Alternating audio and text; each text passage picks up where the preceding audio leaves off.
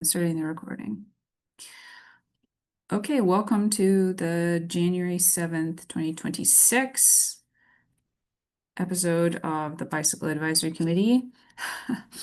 We have Tool Design with us this evening to report the results of the BHS to South Brookline study. Sam is with us for a few minutes, but I understand he's gonna head back to the T-Board meeting. So if we have any questions about kind of next steps with regards to the study, we should save those for the next meeting and just That would be much appreciated. concentrate on, what the consultants can tell us. They can't tell us what's going to happen in town. Okay, I'll turn it over to the consultants to present. And then we're going to we have a sort of a backwards meeting. We're going to do our member updates, interviews, etc. after we hear the presentation from the consultants. Thanks, Emily. And let us know if you need to interrupt to set stuff up on your end. But quickly to introduce our team, I'm Alexis Vidal-Reta. I'm the project manager, joined by Kabir, who's our design and engineering lead, and Preston Burer, who's providing strategic advisory support. So really excited to share some of what we have looked at as part of this study. And so our process is we're meeting with you all and presenting our draft technical findings. And I'll look up the exact date, but we want to give your group some time to provide comment on the slides and on the evaluation matrix materials that we sent previously. And then we'll be working on incorporating your comments and moving to a final report. So I will share my screen. And if you wouldn't mind just allowing participant screen sharing or making me a co-host.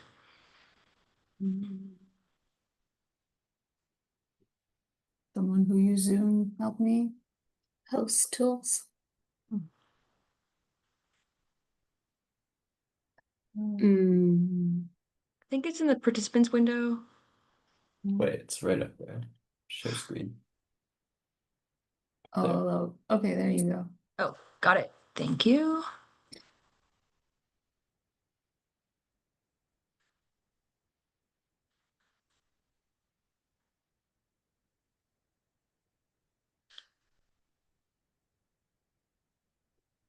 Everyone see the slide? Yep. Great. So our agenda, gonna go back over some project background, some familiar stuff, talk about some traffic analysis we've performed as part of this project, share back some of the feedback that we heard through the online survey that we had open last summer and fall, and then go quickly over the route evaluation matrix. Again, those materials are pretty extensive, and we share them ahead of time, and we're going to give some time to comment after. So certainly anyone who's taken a look already, we'd be happy to answer questions. And then we will wrap up and let you get to the rest of your meeting. So the background, why this study, it really comes from this group, among other sources. The Green Routes Bicycle Network Plan, this was named in the Safe Routes to School safety priorities, involves many corridors that are on the Vision Zero High Entry Network. So this really comes from the work of the Bicycle Advisory Committee, as you know, and a number of other town planned initiatives. As well as resident requests for a safe bicycling route, and the lack of existing routes. So the purpose of this study is to define preferred options for a low-stress bike route from South Brookline to Brookline High School, and identify opportunities for implementation projects to move this forward. So we talked to your group in the summer when we were in the draft route creation phase, and we're kind of trying to get all the options on the table.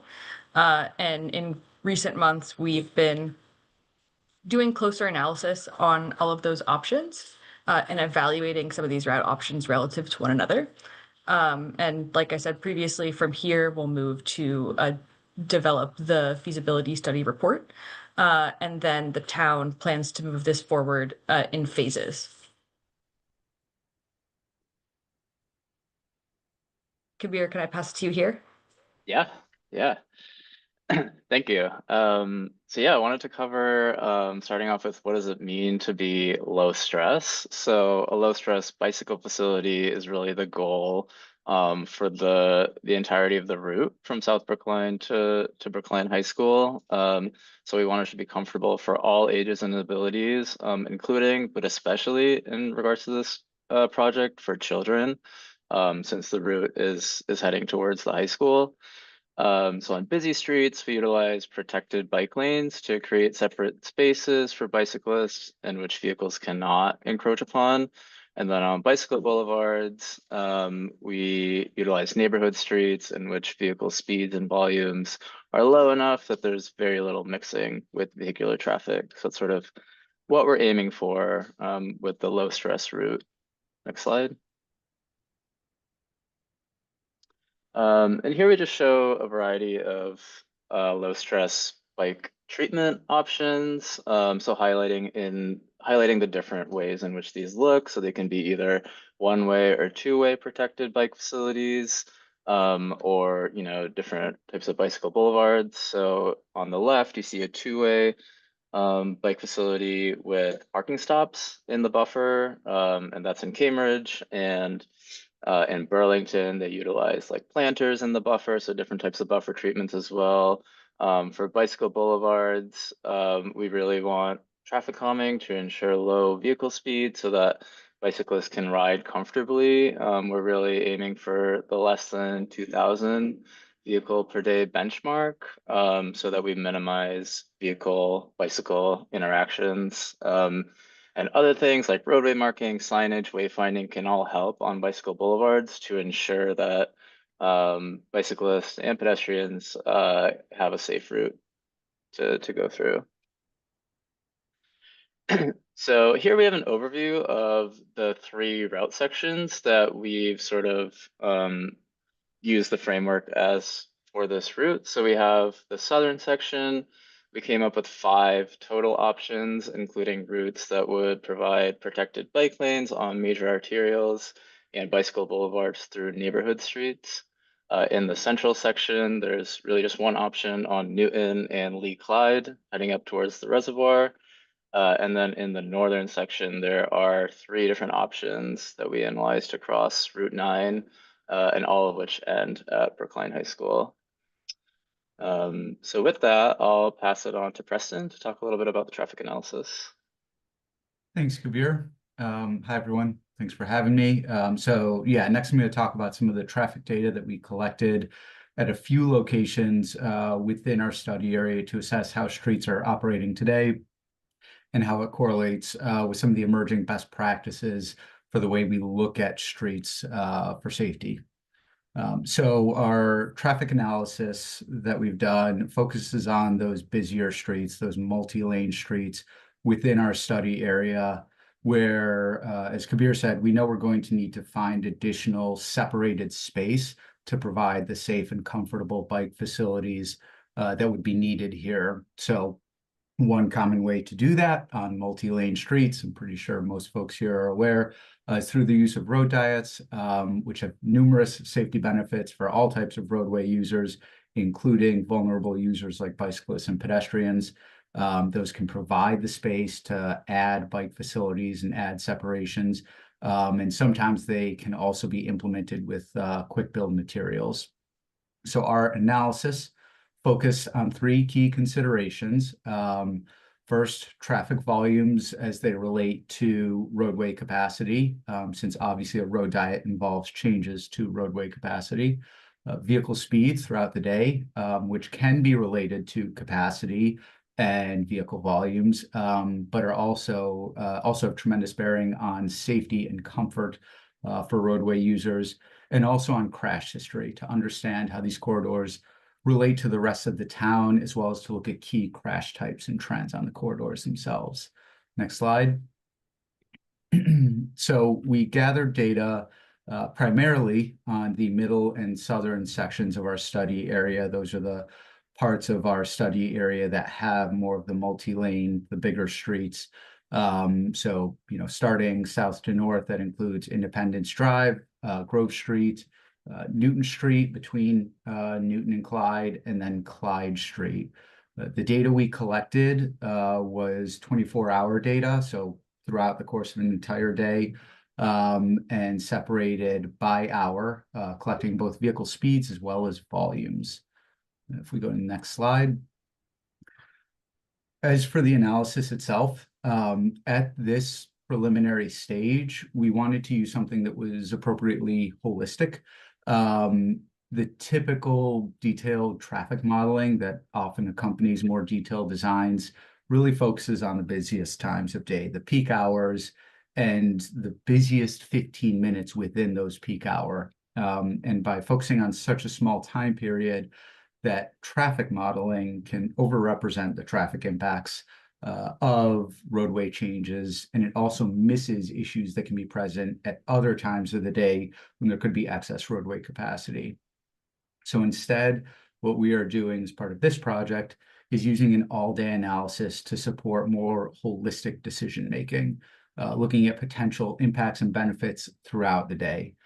This analysis prioritizes better utilizing streets throughout the day instead of just at peak hours. And we know that traffic patterns are constantly adjusting and will continue to adjust throughout the day when roadway changes are made. So this really just gives us a better picture of what things look like now and how things may change in the future on a holistic scale. Next slide, please. So as an example of an all-day assessment, here is an example graph. This is not data from anywhere in Brookline or on the corridor. It's just an example. But I want to give this to show what it looks like. So in this example, in the gray, you can see vehicle demand as a proxy for vehicle volumes in the background there in gray. And across the screen are different intersection control types. So 4-lane signals at an intersection. This would be 2 lanes in each direction on a street approaching an intersection, or a single lane roundabout, or a 3-lane signal. This would be 1 lane in each direction plus turn lanes, or a simple 2-lane signal, 1 lane in each direction approaching an intersection. Each one of those giving a theoretical capacity and amount of traffic that intersection could process. And you can see how that capacity relates to the vehicle demand throughout a day. So in this example, a peak hour analysis, which only looks at that busiest time, which would be right around 7 a.m., would suggest that only a single lane roundabout or a 4-lane signal is sufficient to handle the vehicle demand on this roadway. However, when we look at the all-day assessment, we see that leaves lots of excess capacity throughout the day. And that excess capacity could lead to high speeds and dangerous driving behaviors that really would be something we'd look to mitigate, and it's extra roadway space that could be better utilized. So in this example, a 3-lane signal looks like it could also accommodate for almost all time periods the existing vehicle demand. And honestly, even a 2-lane signal looks best matched to the midday demand, although a 2-lane signal may require some shifting of travel patterns away from the peak periods. But this is just an example, so I wanted to run through that with everyone to get just a baseline set. If we could go then. I have a question. Sure. What do you mean by capacity exactly? Yes, by capacity, I mean the roadway capacity, the ability of the roadway to allow for vehicles to travel through it, as far as this analysis is concerned. Right, but like to travel through it in a certain amount of time, or No, delay? this is agnostic of the time it takes to get through a corridor. This is simply saying the amount of vehicles that could get through. So what this is saying, if you look at the 2-lane signal line, it's a green line going straight across right under the 800 vehicles per hour on the y-axis. So what that's saying is a 2-lane signal can allow up to around 700 or 800 vehicles to pass through a corridor over the course of an hour. Does not say Okay. anything about how long it takes them, but it says you can't really push more vehicles through the corridor than that.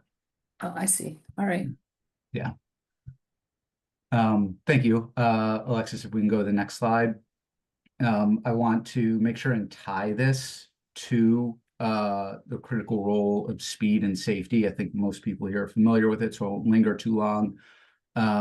But we know that excess roadway capacity provides the opportunity for high vehicle speeds, especially excessive vehicle speeds.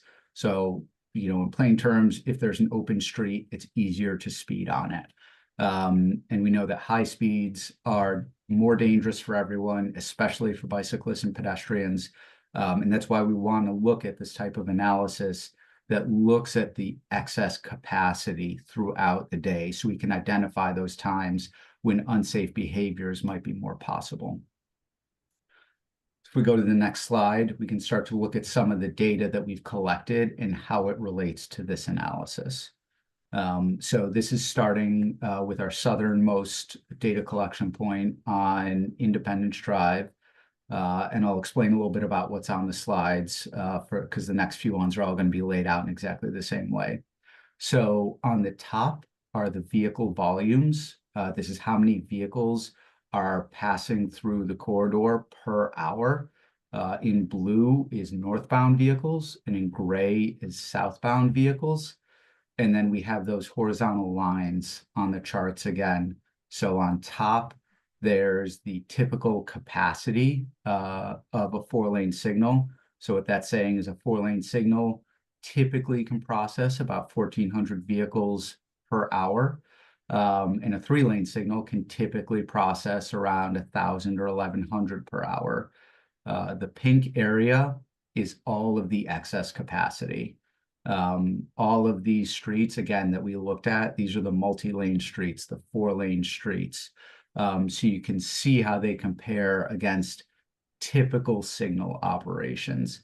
And so what this tells us for Independence Drive is that there's excess roadway capacity throughout the day. Really, at no point during the day is this street processing as many vehicles as it has space to do, as it is designed to do. So and if we look at the 3-lane signal, that would still be true.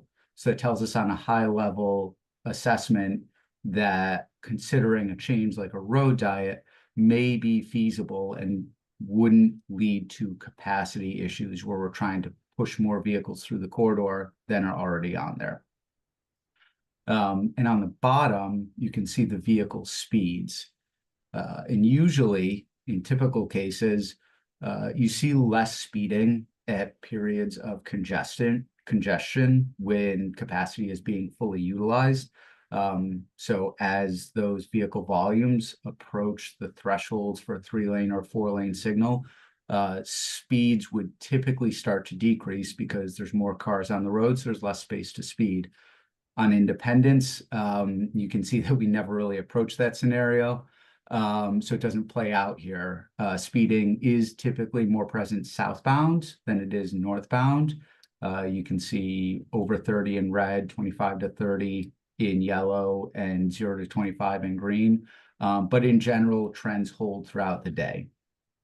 If we go to the next slide, moving slightly up on the corridor, Grove Street, we start to see trends that look a little more like that example, where you have the peak period, peak direction that starts to get a little higher, but still compared to a typical 4-lane signal, there's excess capacity throughout the day.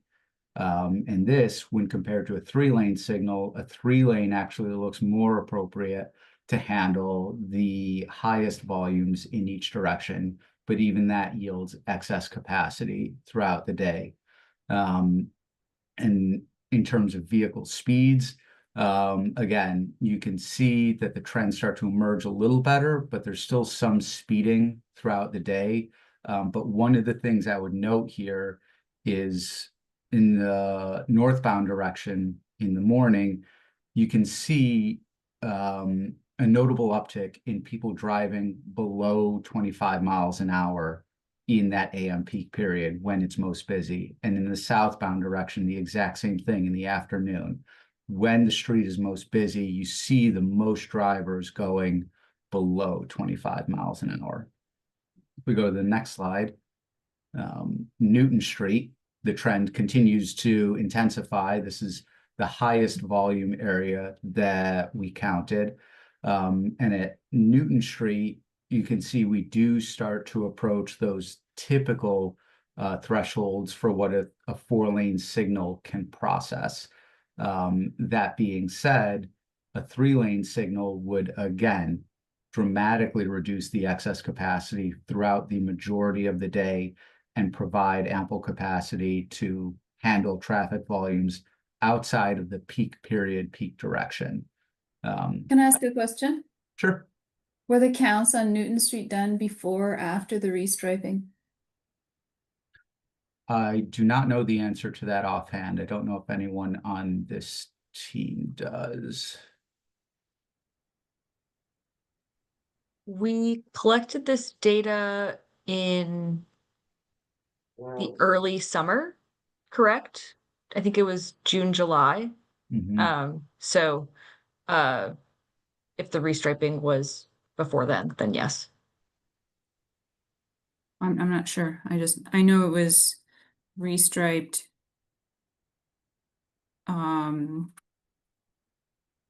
It was also restriped last summer, right? Was it? It was like half restriped and half not restriped on Google Maps, so it's pretty recent. We can definitely ask Sam to clarify. Good. Yeah. Thank you. So as I was saying, based on the volumes and the typical ability of a 4-lane signal and a 3-lane signal to process vehicles, again, a 3-lane signal looks like an option that would better utilize the roadway throughout the day, with the exception of the peak period, peak direction. However, if we look at the speeds, a slightly different trend emerges. And one of the things I want to focus on here is the bottom left graph.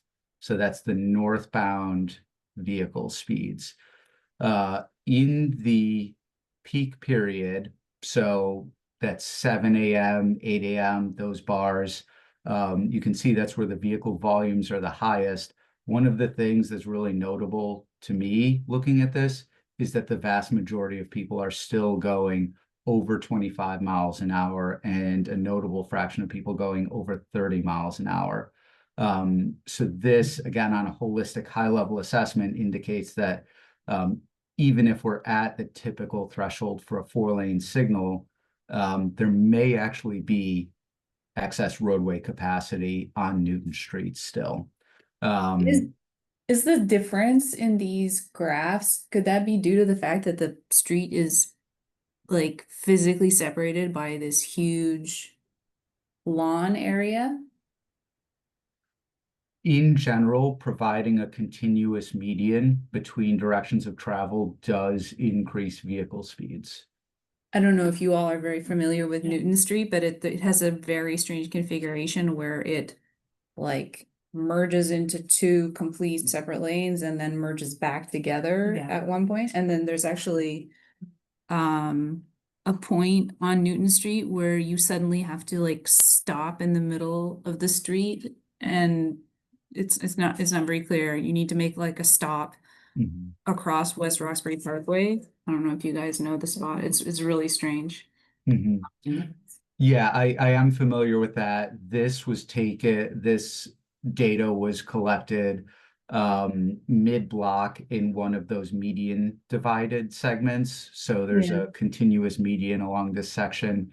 And you know, those medians do have benefits for some uses in terms of restricting dangerous turn movements and separating vehicles on curves.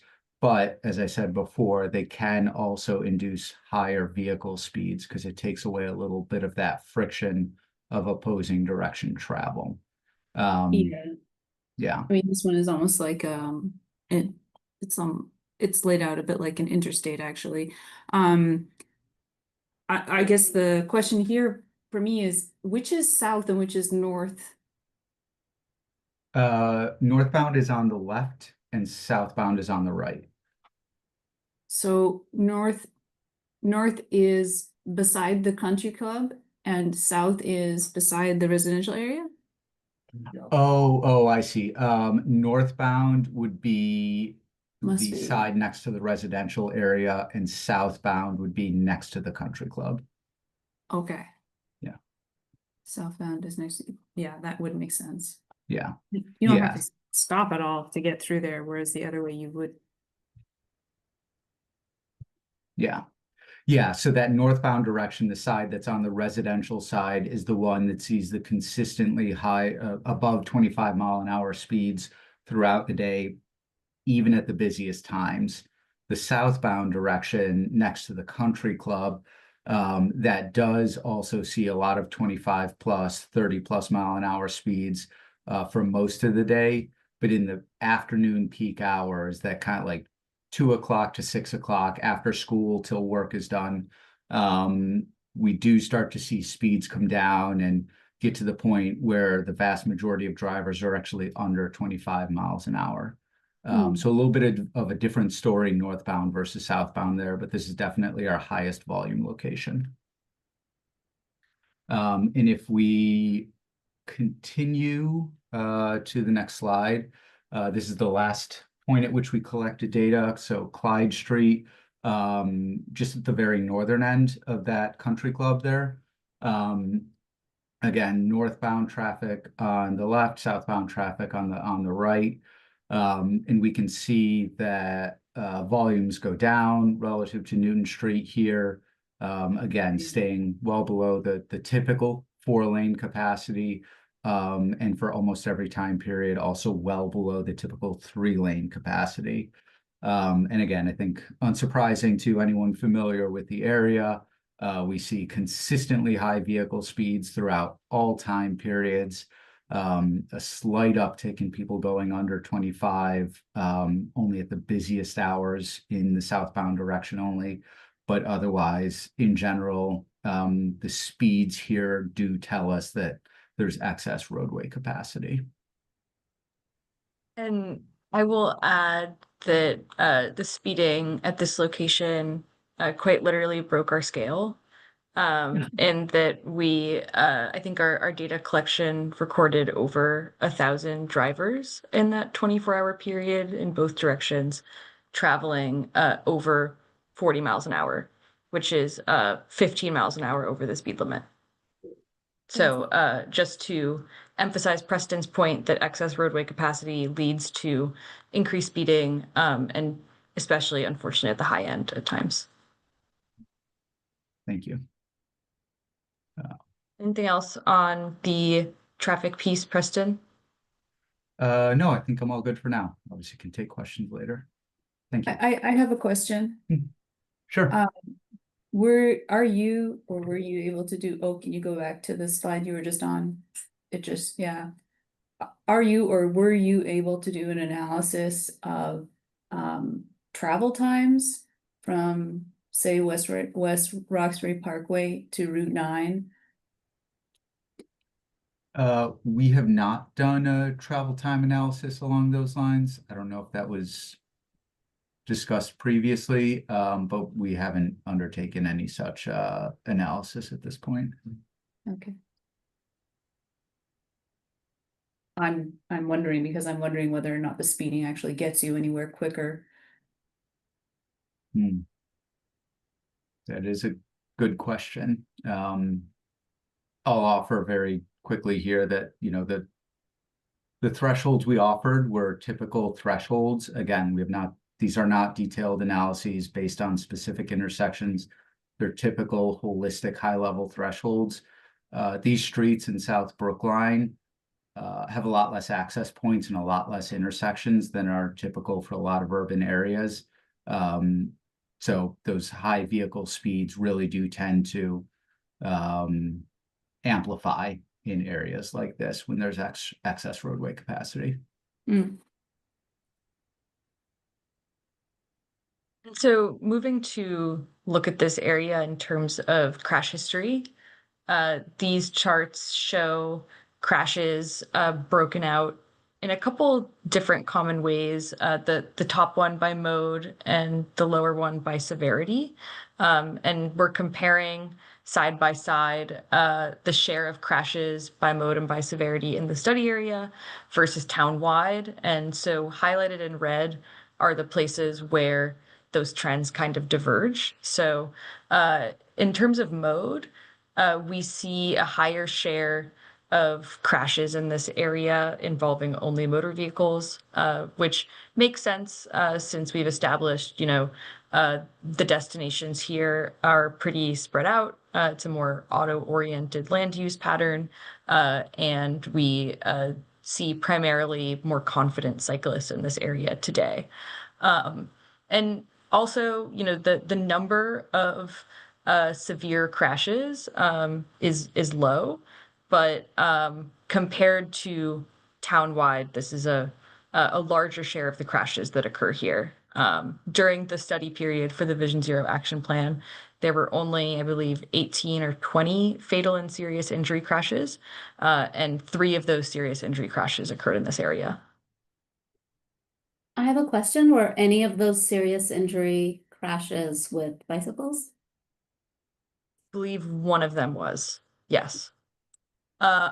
Which leads into the next observation here, which is that a larger share of the pedestrian and bicycle crashes in this area resulted in serious injuries relative to town-wide.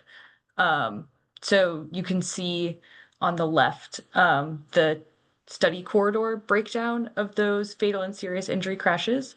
And so 2 out of 3 of those were pedestrian or bicycle crashes, and 1 was a motor vehicle crash, relative to town-wide, where the fatal and serious injury crash breakdown was more 50-50. And then another observation that rose to the top here for us was that, excuse me, crashes that involved a failure to keep in proper lane or running off road were overrepresented relative to town-wide. And so town-wide, there were 59 crashes with that contributing factor during that 5-year period.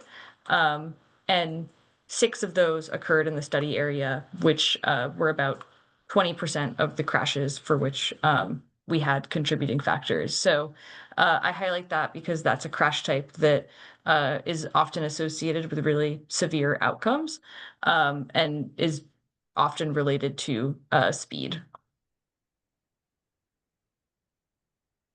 So next steps on this analysis of the multi-lane corridors, feasibility study report will summarize this part of our analysis, and we'll incorporate this into the route evaluation. Any questions before we move on? Great. All right, Kabir?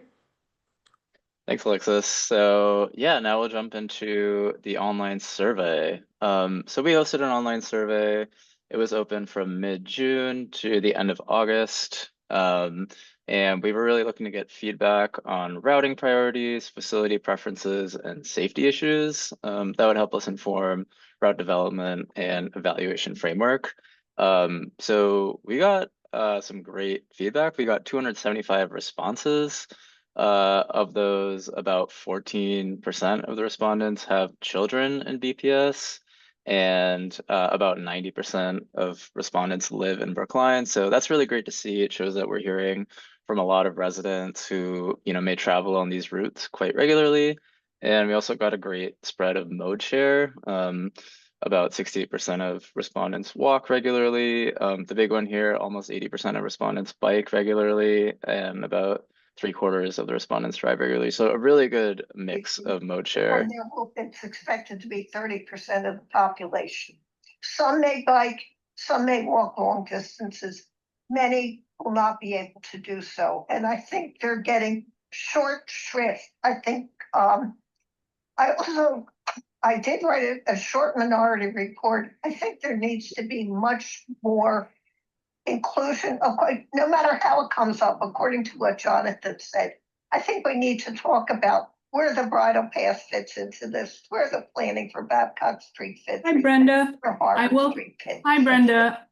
We Um, welcome your participation, but and we're taking finally, questions at the Stantec moment. study was 2 days.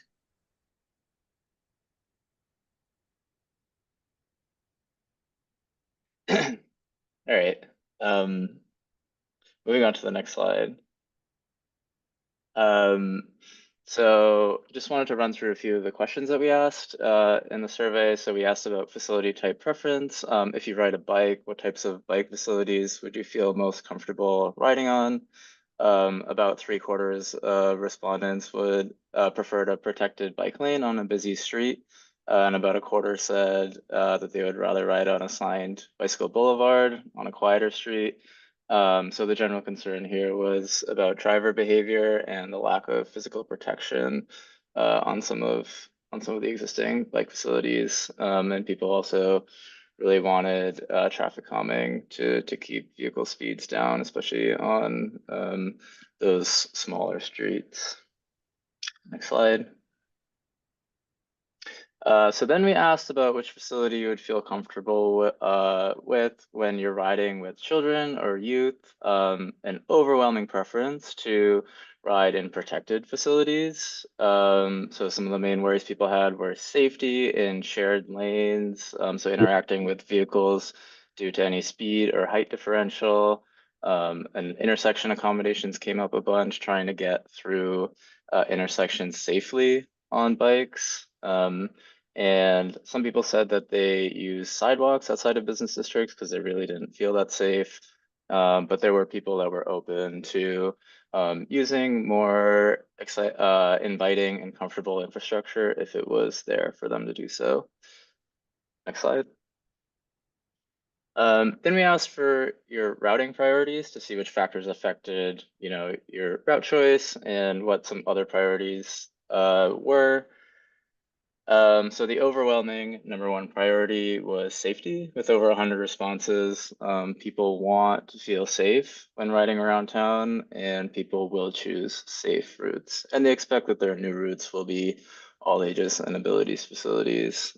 People also felt strongly about directness, connections to other destinations, and topography.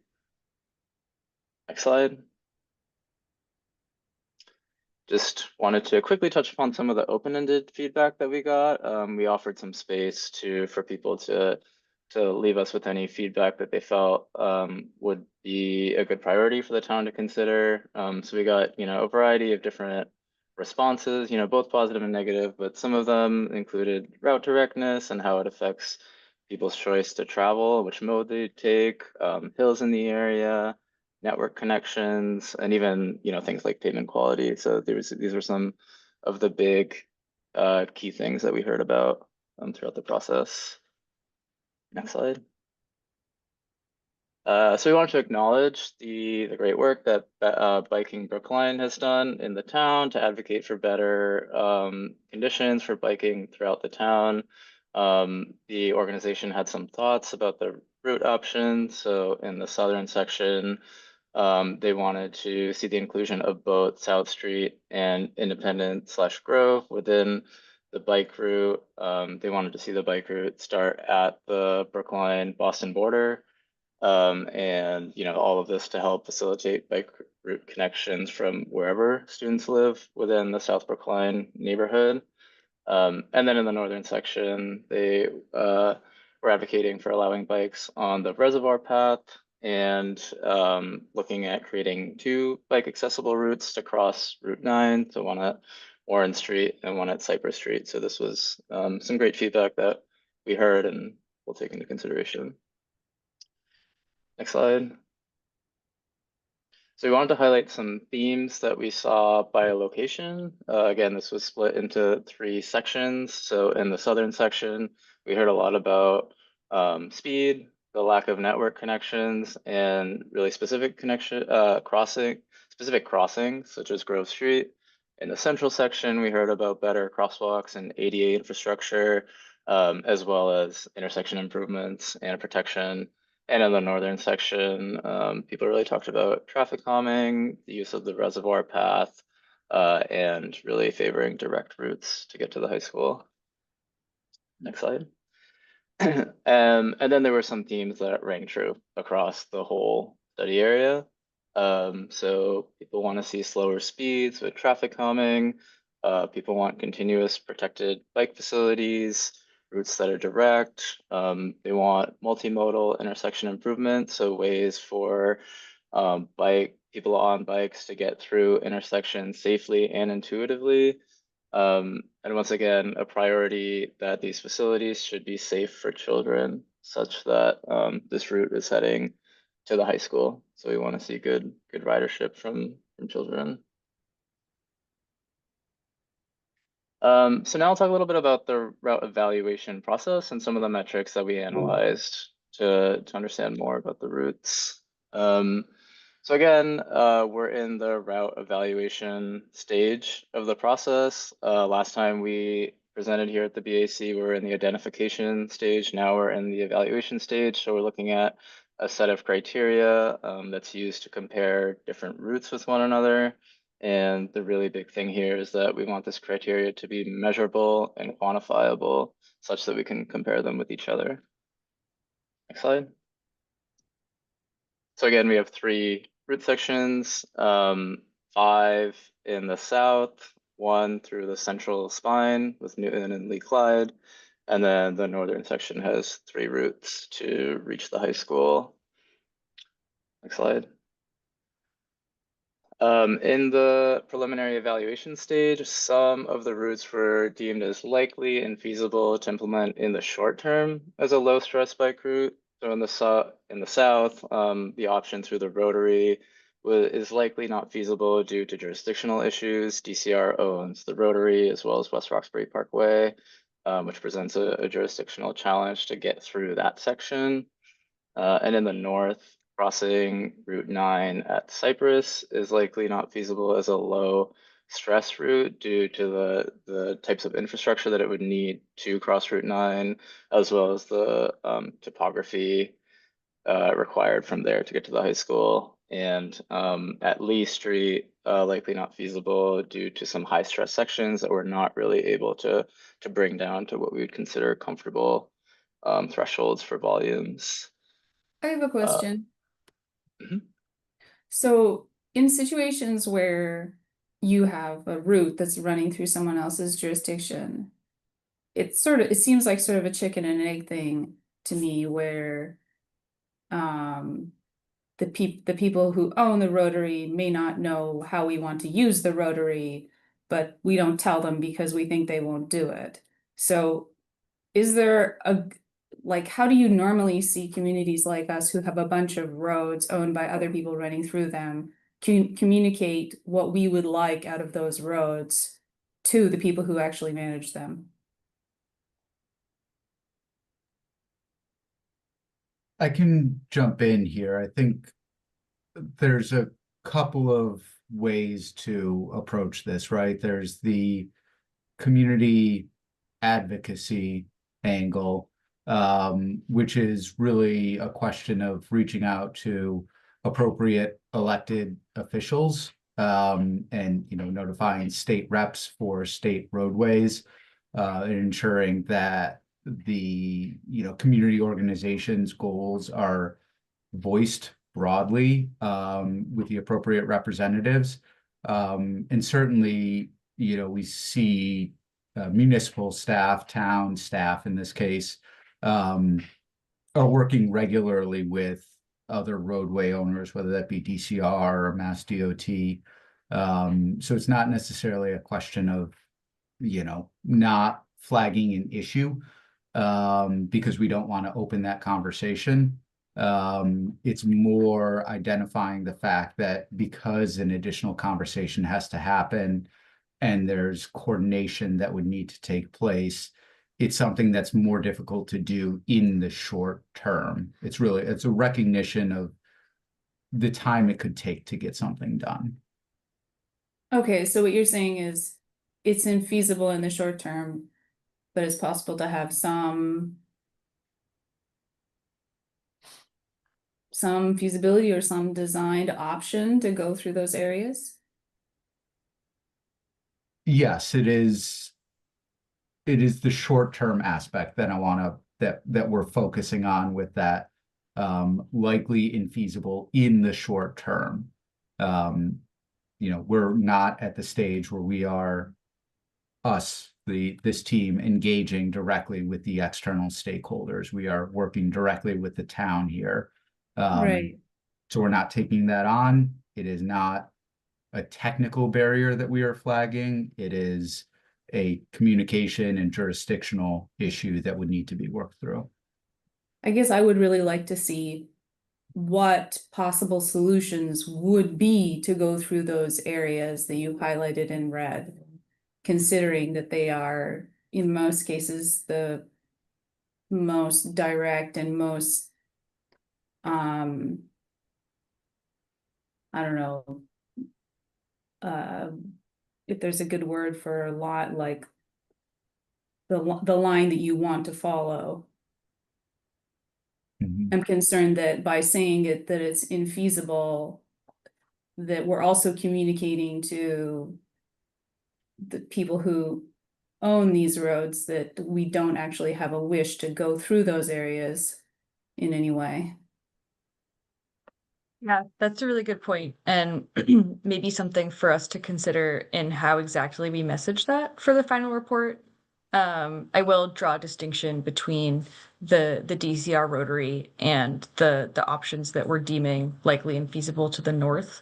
The Cypress Street crossing, the barrier to that is really this section of Walnut Street, which has pretty high volumes and narrow right of way, that we don't see an immediate pathway to making that a low stress route for all ages and abilities.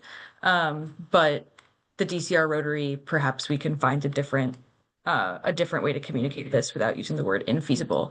But to Preston's point about short term, I mean, another thing is that making progress on either side of this would go a long way to moving things forward with DCR. If it's instead of a rotary in South Brookline with no bike facilities connecting to it, if it's a gap.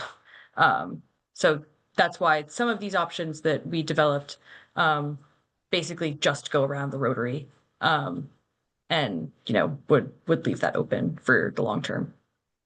Okay. Can we come back to the northern portions later on, or because that was like a general comment about the infeasible portions, but will we have a chance to ask questions about the northern portions later on? Yes, though we are running up against the end of the committee's allotted time for us. So we will be accepting comments over email to Sam as well. Okay. Kabir, anything else on this slide? No, that's great. You can go to the next. So for this evaluation, we have 3 overarching metrics that we're using to base the analysis on. We want to provide a low stress and safe bicycle facility that's comfortable for all users. We're also looking at opportunities and barriers for implementation. So these include the ease and scope of any construction activities and whether there are opportunities to implement any quick build designs such that we get some safe infrastructure in the ground sooner than later. And we're also looking at improving network connectivity and access. Next slide. So within the low stress and safe facility metric, we're looking at a host of different criteria. So we're looking at the comfort for all ages and abilities, and some considerations that we're looking at is level of traffic stress. So the framework for evaluating how stressful it is to ride on any given street due to the characteristics that it has. Looking at crossing stress, so looking at the quality of major street crossings, especially as it relates to when major and minor streets intersect. Route directness, it sort of speaks for itself. We want to try to consider the most direct option. Decision points for riders to navigate, so turns, facility type transitions, points in which there may be confusion. We want to try to limit those, and then topography as well, trying to prioritize a flat route over one with many hills. Next slide. So in the opportunities and barriers for implementation, we're looking at any effects on traffic capacity. So whether there may be an opportunity for a road diet or to repurpose excess roadway space, and how that lines up with any traffic impact, excuse me. We're looking at parking removal and any potential impacts there. Corridor construction needs, so really looking to see whether there's potential to quickly implement any designs on any routes. Intersection construction needs, that's again a big one. We need to carry these safe designs through intersections, and sometimes the scale of any reconstruction effort can make a difference in how we assess it. And then of course, community support. So we want these routes to align with community support and request for traffic calming and bike routes. And lastly, we want these routes to improve connectivity and access. So looking at connections to existing and planned bike facilities. So how this route can become a part of the bigger network that's present in South Brookline and the town itself.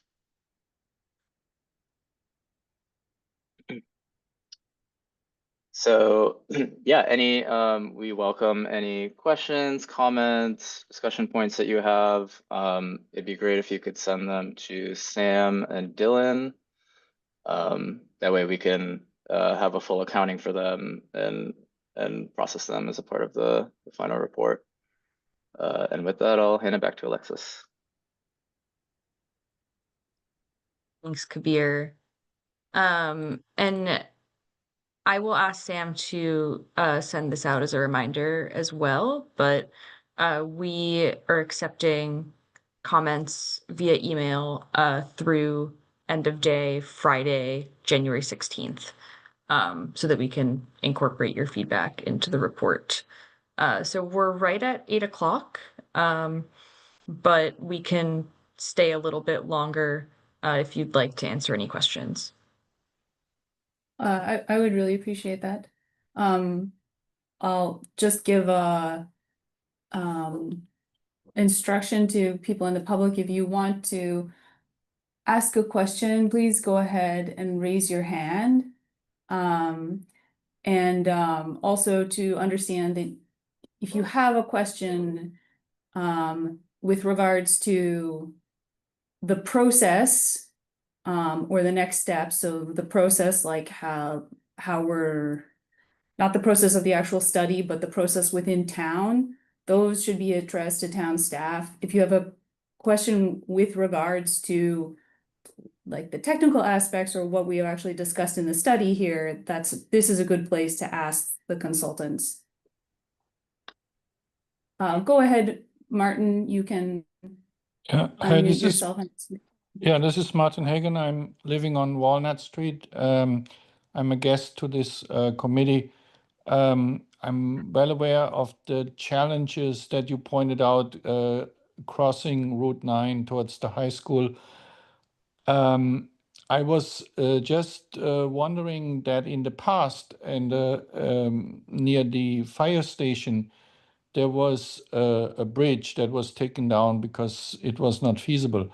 So I was wondering if one could imagine a pedestrian and bicycle bridge, and the points that you highlighted. I don't think that Cypress, maybe at Lee at the reservoir, or maybe at Warren, or a little bit further down, I think, maybe where Milton is. So you need some space, of course, to get that. But one consideration I would like to ask if it would be possible to consider a pedestrian and bike bridge over Route 9. Could you go back to the corridor route so that we all understand what we're talking about? Yes, I let's think there sit are on this sort of slide. two aspects to that question. One is like, would that be helpful for the route?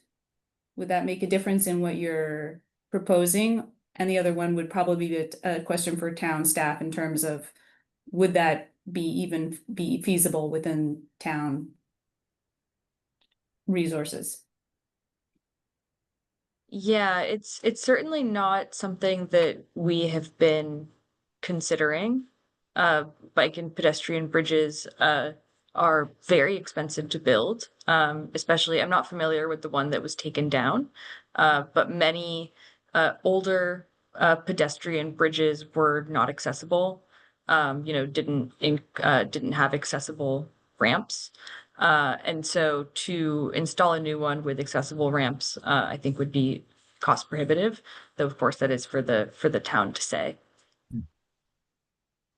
Yeah, I'll chime in here. I am familiar. You're referring to the old pedestrian bridge in Brookline Village, the Gateway Yes. East area. Yeah. Yes. I am familiar with that, and I'll say in terms of the northern routes, our challenges are not just in crossing Route 9.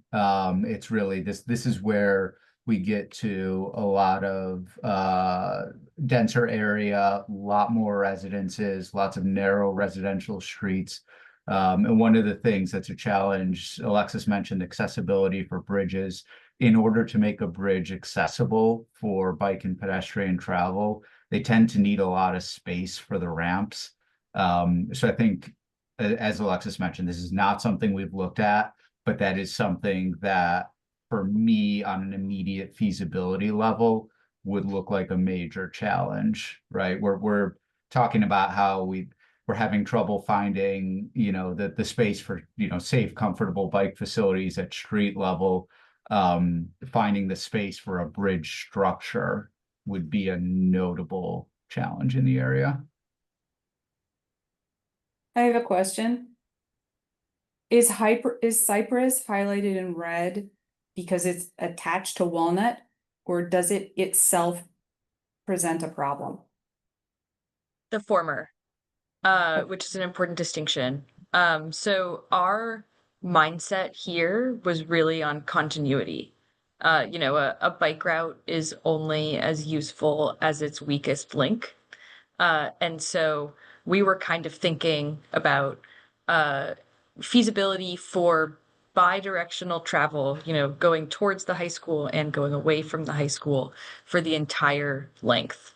And so that whole branch is highlighted in red just because of the one weak link on Walnut that would render it not a continuous connection to the high school. So I apologize if I jump in. Again, I'm living on Walnut Street and I know what you're facing. What you could draw is something through Sargent Estate. You can enter Sargent Estate at Warren Street, for example, and then you can nicely go through and you come out and at Chestnut Street, and Chestnut Street actually has a bike path that then, of course, continues to the Lincoln School, and that's why I was thinking at that intersection, then that's one further down. That's not Milton that I mentioned. That's Kennard. Then find a way to cross I know I'm utopic with with the bridge. Did you consider that route? To go over so something, Sergeant? So just thinking like a biker could go. Thank you. We will look into that. I'm not sure. I also have another question related to that. I also live on Walnut, a little bit farther down. If this stretch of Walnut were to be one-way car traffic, would there be space for wider sidewalks and pedestrian facilities? Yes, certainly, taking back, 10 to 12 feet, would provide more space for other users. We were not considering, a traffic pattern change of that magnitude, in this study, but, this is not intended to be prescriptive. And so the feasibility study report will note everything we did investigate, but it doesn't preclude the town as they take on these more focused project development and community engagement processes in each of these sections from exploring that in the future. Okay, thanks. Are there any more questions?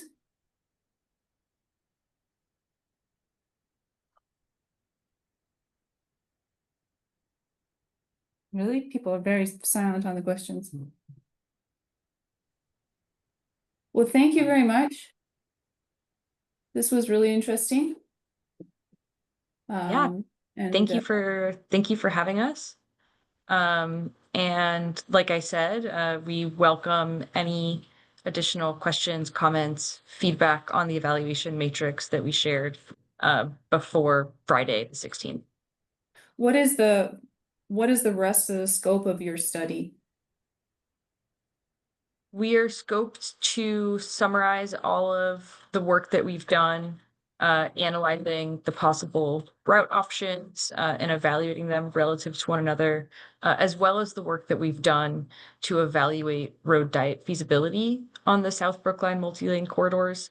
We're scoped to develop that into a feasibility study report, which we will be presenting to the Transportation Board for adoption at a late February meeting. Okay. And then we have some scope and budget as well to support with any early design activities, but that is pending Transportation Board adoption and priority setting. Okay. Yeah, I have a similar question. Go ahead. Regarding the scope of work, I'm a little bit confused. Is it just South Brookline that you're scoped to look at in terms of access from South Brookline to the high school? Yes, Or- just South Brookline, and just trying to address that one bike route network opportunity. I see. And what in the map that you showed earlier, what would be the expected travel time from the very southern border going all the way up to the high school on a bicycle? It does depend on the exact option, but it's between 2 and 3 miles, right? So say, Yeah, Okay. I think it's about 3 miles. I just honestly threw it into Google Maps really quickly, which gives you a similar recommended route, and it says 17 minutes currently. So Okay. I would say it's in the Alright. 15 to 20 minute window. Good, thank you.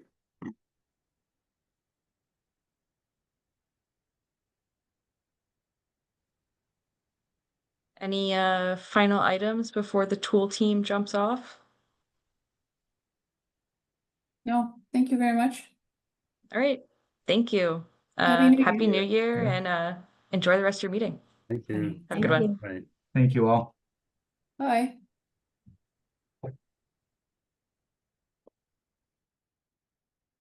Yeah, so everyone, but please don't forget to write to the Transportation Division with any comments or additional questions or questions about what would happen next in town. they will be happy to respond.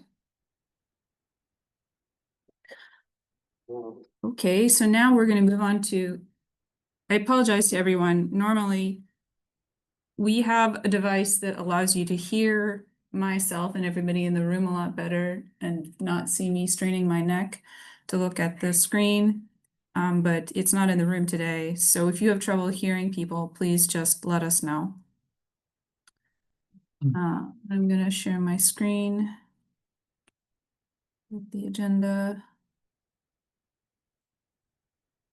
So we are at the member updates portion of the agenda. I'm not sharing my screen yet.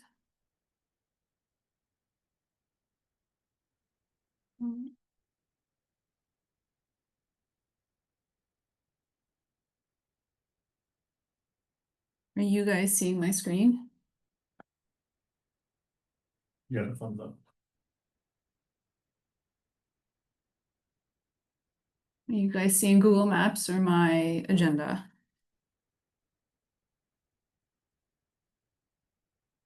I think you guys are probably The- seeing The Google agenda, Maps. the Oh, agenda, You guys are seeing my agenda? Great. yeah. Carrie.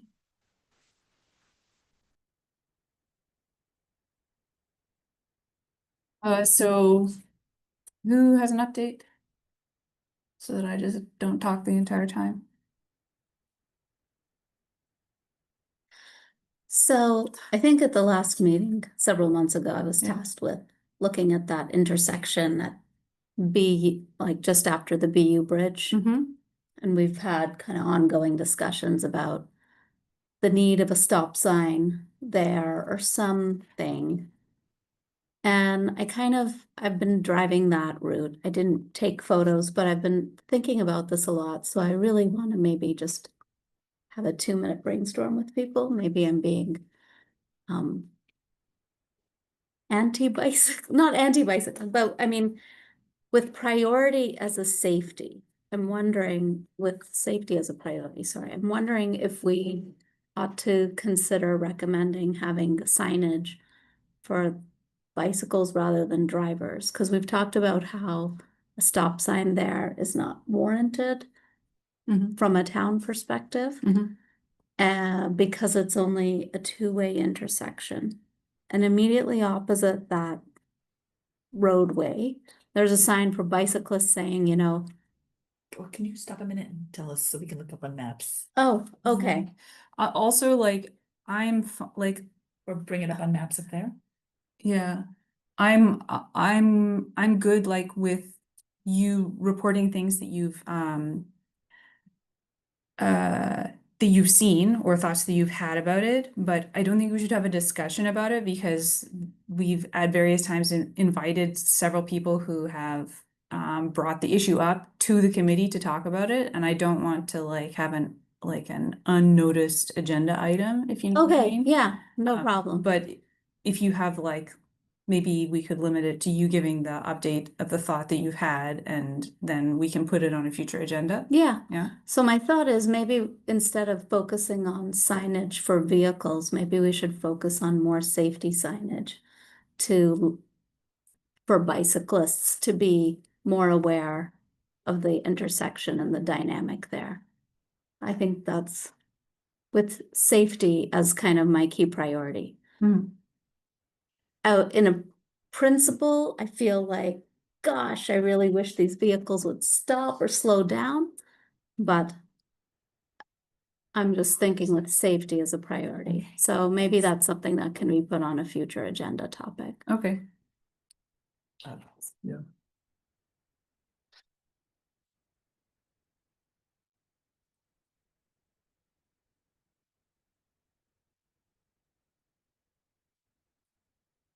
I'll put it as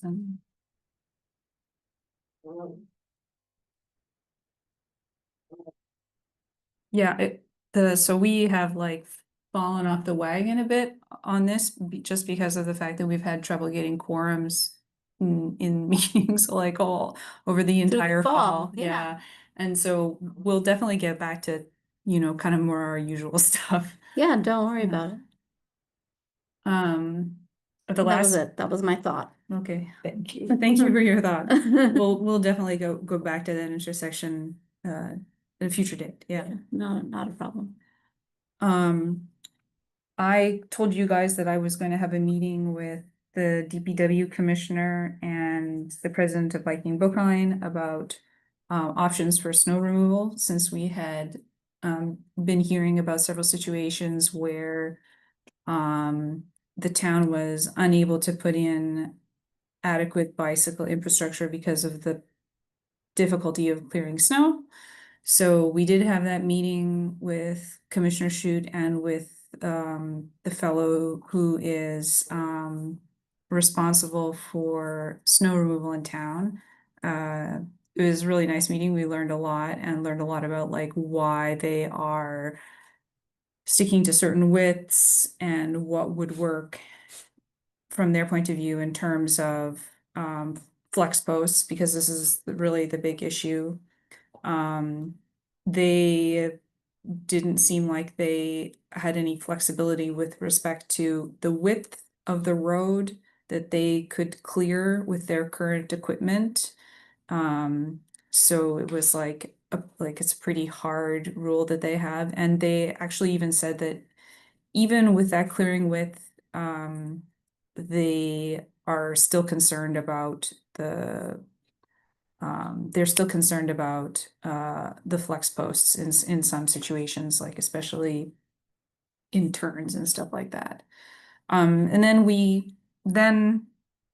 David was able to get, David is the president of Viking Brookline, he was able to get contact information for the DPW in Cambridge, DPW in Somerville as well.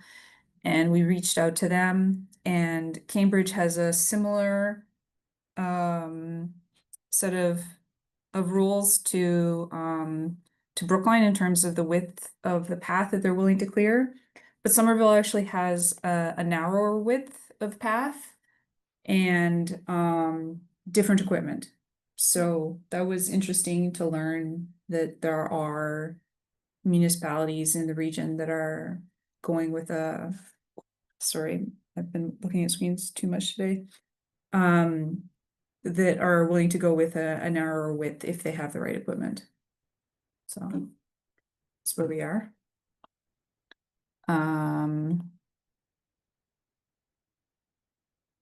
And David and I left Commissioner Shute with some ideas about how we could better deal with snow clearing. And we said that we would check in with them again in 6 months' time to hear how the snow clearing had gone this year, and whether there were any lessons learned. So, Definitely lots of snow this year. pardon me? Definitely lots of snow this year to clear. A bit. Okay, you're forecasting. It's been a lot recent. Oh, yeah, that's true.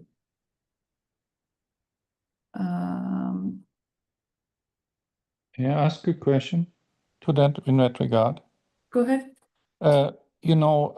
People use the Brookline app to report if there's not shoveled sidewalks or icy or things like that. Would it be helpful if bikers would use that app to report, to document the places, the sites? Because, the sidewalk is the owner or whoever has the responsibility for that sidewalk, but here it's the town.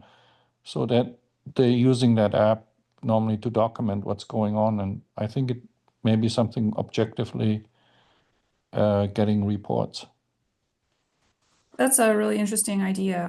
I don't know if there's a category at the moment in Brook Online for reporting that, but we have been brainstorming in the past categories that we might ask them to add, and that could be one. You can definitely report open things. I have done that before in occasions where there were paths that were not cleared. I said, I'm just looking, it says, unshuffled icy sidewalk at street, can just make it unshuffled icy bike path at street. It's there. Yeah, That's a good I'm idea. seeing that also. Yeah, it's a good idea. Thank you. Do I have anything else to tell you? I don't think so. Any other member updates? Member updates from members online? Oh, so I do have another member update. I attended Boston Cyclists Union meeting where they discussed the passage of the Muddy River Path over, let's put this on the map so that people know what I'm talking about.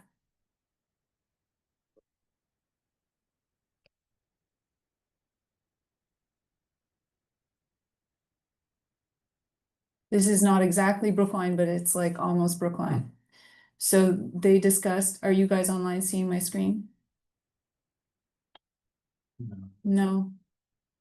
You guys are only seeing, Still see the agenda. I want to share entire screen. Are you guys seeing Google Maps online? People nodding. Yeah. Great, thank you. They discussed the passage of the Emerald Necklace over top of Park Drive, where the multi-use path sort of ends at Park Drive and then continues the other side Mhm. in that new path that they've created that goes parallel to Beacon Street. And we've understood for a while that the that there was a possibility of the MBTA allowing right-of-way for bicycles under that bridge that they have there, and that they have sort of like an intent to do it, but no firm plans. And so the Boston Cyclists Union was discussing how that could be brought to sort of the top of the heap in terms of the MBTA's priorities. And I think there are two people in Brookline, Hugh Madison and another fellow who are working on that. And if you're interested in that, you could just shoot me an email and I could put you in touch with him. But just to let you know that that's not imminent, but is Brewing. future possible. Yeah, it's brewing. So it'll definitely need some of our help at some point. That'd be cool. Yeah. Okay. Thank you.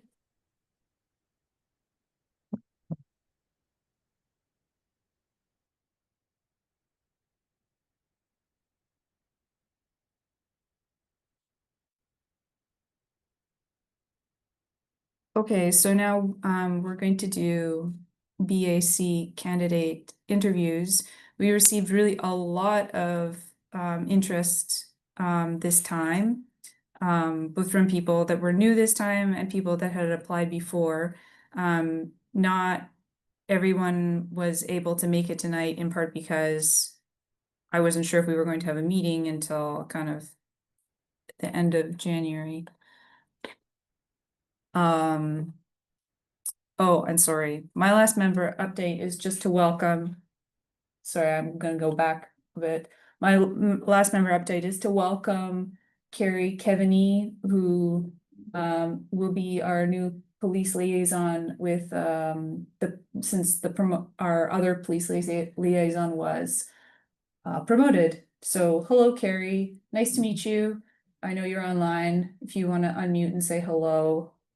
It's great that we have someone so quickly. Hello. Yes, it's great to be here. Thank you for inviting me to working with everyone. And I will plan for our next meeting to have an update from the police side. That's great. Thank you very much.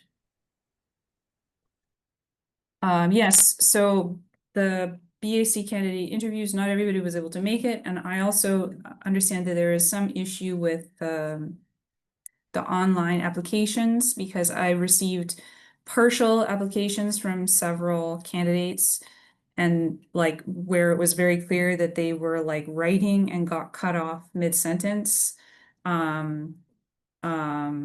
And so I reached out to those people and asked them to fill out the application again, but if, you know, in the materials that I distributed, if you got like half an application from someone, you should just understand that it may not be because they just didn't care. It was also because there was a technical glitch. And so there's Greg Wheeler who's with us today, who is someone who's interested in joining the BAC as a member. There's Jen Priime, who needs no introduction. Hi, everybody. Since she's pretty much always been with us. But Todd McFadden.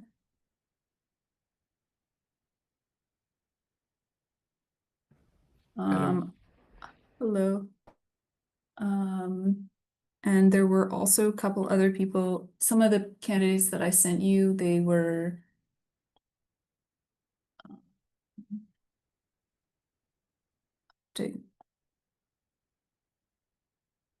they said they would come next time. And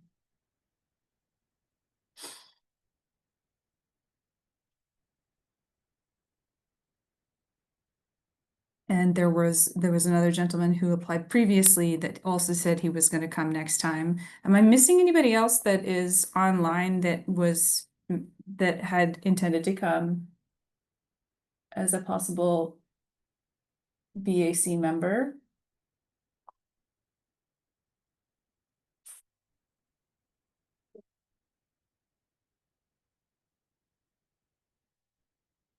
Please help me out by raising your hand or unmuting yourself if you are here to interview with us.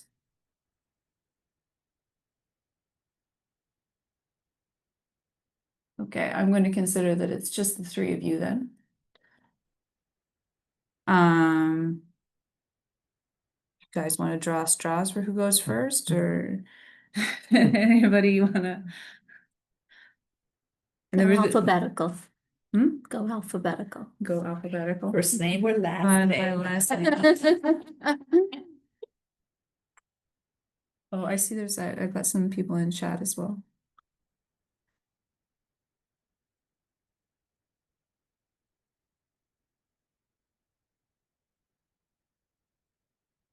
Oh. There's a BAC alum who wishes us good night online. From Mitch. Okay, well, if Todd is willing, he'll go first. Sure. Hello, everyone. Thanks for having me. I'm Todd McFadden. I've been, why is my camera not turning on? Hang on, let me try again. There we go. Yeah, I've been actively following the BAC for many years and applied for membership on the committee several years ago, but then I ended up moving to Spain for a year and subsequently lived there for a little bit of time. But so part of my, I guess, experience package is sort of international involvement in biking infrastructure. And when I was living in Madrid, was participating in a couple of the groups there locally, non-governmental groups that are active in trying to create biking infrastructure in Madrid, and they've been doing a great job. They every year it gets a little bit better. So similar to Boston in that respect, but I'm just really excited about all the work that Brookline has been doing, and this Safe Routes activity I think is super important. I know several students. My child is at Brookline High School. I have a daughter in Brookline High.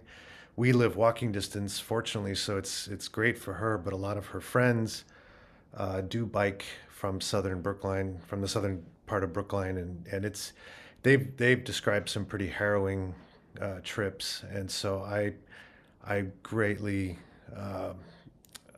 advocate for some speed reduction, some enforcement. I really think we have to do more about enforcing the speeds, especially on Lee Street. It really is treacherous. But I agreed with a lot of the assessment. I mean, I thought it was great, a great start, and I'm really interested to see what we can do around Putnam Circle to accommodate bikes in that area. That's going to be a challenge. But I'm also excited about the other projects. I've been active on my street, getting the local neighbors on my street, because I live on Clark Road and we are adjacent to Chestnut Hill. And so there's a big project on Chestnut Hill coming up soon, which is slated so far, at least in planning, to have protected bike lanes, which would be amazing. And so if that goes through, at least in one of the plans that they've been talking about, would be a big win. That's a huge important link in the north-south corridor that could really help us out. And so I've been rallying my neighbors to get them excited about this, and just first of all, awareness. A lot of them weren't aware that was happening, but now that they are aware, we've started a little subgroup on the street of cycling advocates who are in support of that project, as well as a traffic calming project in our neighborhood to add some speed humps and some other things. So it's been really great to see the involvement, and I feel happy to have been at least instrumental in getting some of that going, including a big victory that I'm very excited about, which is a stop sign at the intersection of Clark Road and Sumner, which happened almost by surprise, but was something that we had suggested in this traffic calming discussion. And so it was really nice to see that the town very quickly responded to that. And a lot of us woke up one day and there were stop signs there. They were further responsive when we suggested that the signs could be moved slightly to increase their visibility. And anyway, it's a major crossing point for students walking to Brookline High. So, and it's kind of a blind curve. So it was a treacherous crossing without those stop signs. And ever since then, it feels much safer, I think, for all transportation modes. So I don't want to take up too much time, but I'm just really excited to just submit my application for the committee. And even if I don't get selected for this, I intend to be involved. So I look forward to seeing you all on the streets and on PowerPoint. Awesome. I just have a question for you, Yeah. which I'm going to ask everybody else as well. Do you have time or interest in addition to attending our meetings? Do you have time and interest to join other town or out of town committees in order to act as liaison between us and them? Absolutely. Yeah, I've been interested in helping out in the Boston biking groups because I think that the links, as the one you talked about, in the Fenway area, getting these links between Boston and Brookline is going to be really key. So I would love to do more of that. I've been trying to advocate for a contraflow bike lane on, I believe it's St. Mary's Street over the Mass Pike by BU, because that would help open a corridor between the Muddy River and the Esplanade in that area. And right now, I actually got flagged by a policeman. I was riding opposite direction. There is no counterflow bike, so I was breaking the law.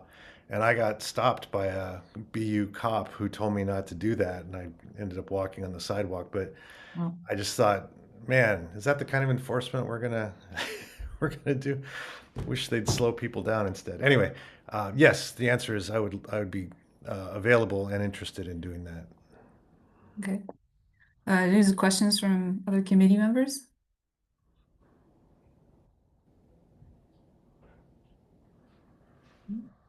Please, people ask questions, Okay.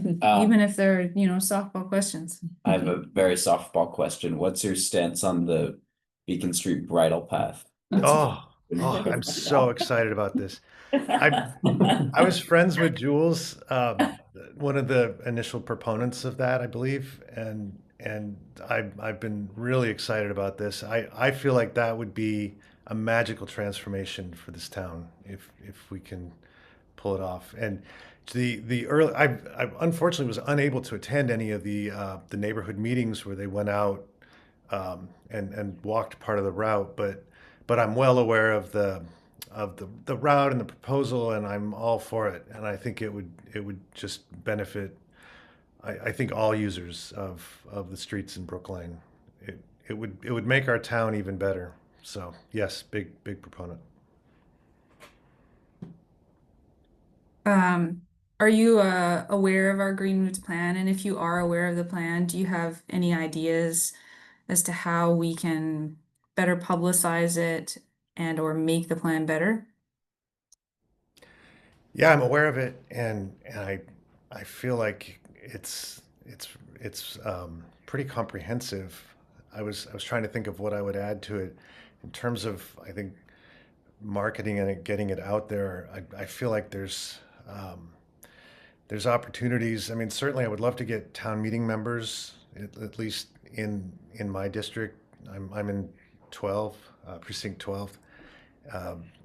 Getting them more familiar with it. I know that a couple of my town meeting members are not as familiar with it as I think they could be. So that's probably a starting place, is the town meeting members, but also through the PTOs, I think it would be really great to get students involved and have their parents as advocates as well.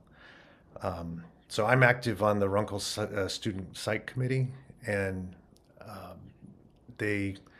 we do a lot with the PTO, and I think this would be really neat to get a lot of the Runkle kids, and especially right now, the Pierce students are riding through our neighborhood. I do see a lot of kids on bikes who are at the temporary Pierce School, which is at the top of Fisher Hill, and I always give them kudos every morning because that's a big hill to climb before class. Yeah. But I think that would be one way, is to get parents and students more involved in that, and aware of it.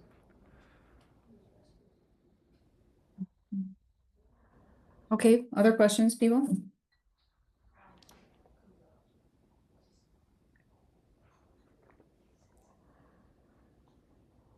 Okay, well, if there are no other questions, well, thank you very much for coming and chatting with us today. Yeah, thank you. We're gonna talk to another set of people in February, and then in February we'll also do a vote at the end to fill the rest of our spots. I think there are 2 spots, and I'm hoping there will be a third from someone who hasn't been attending committee meetings.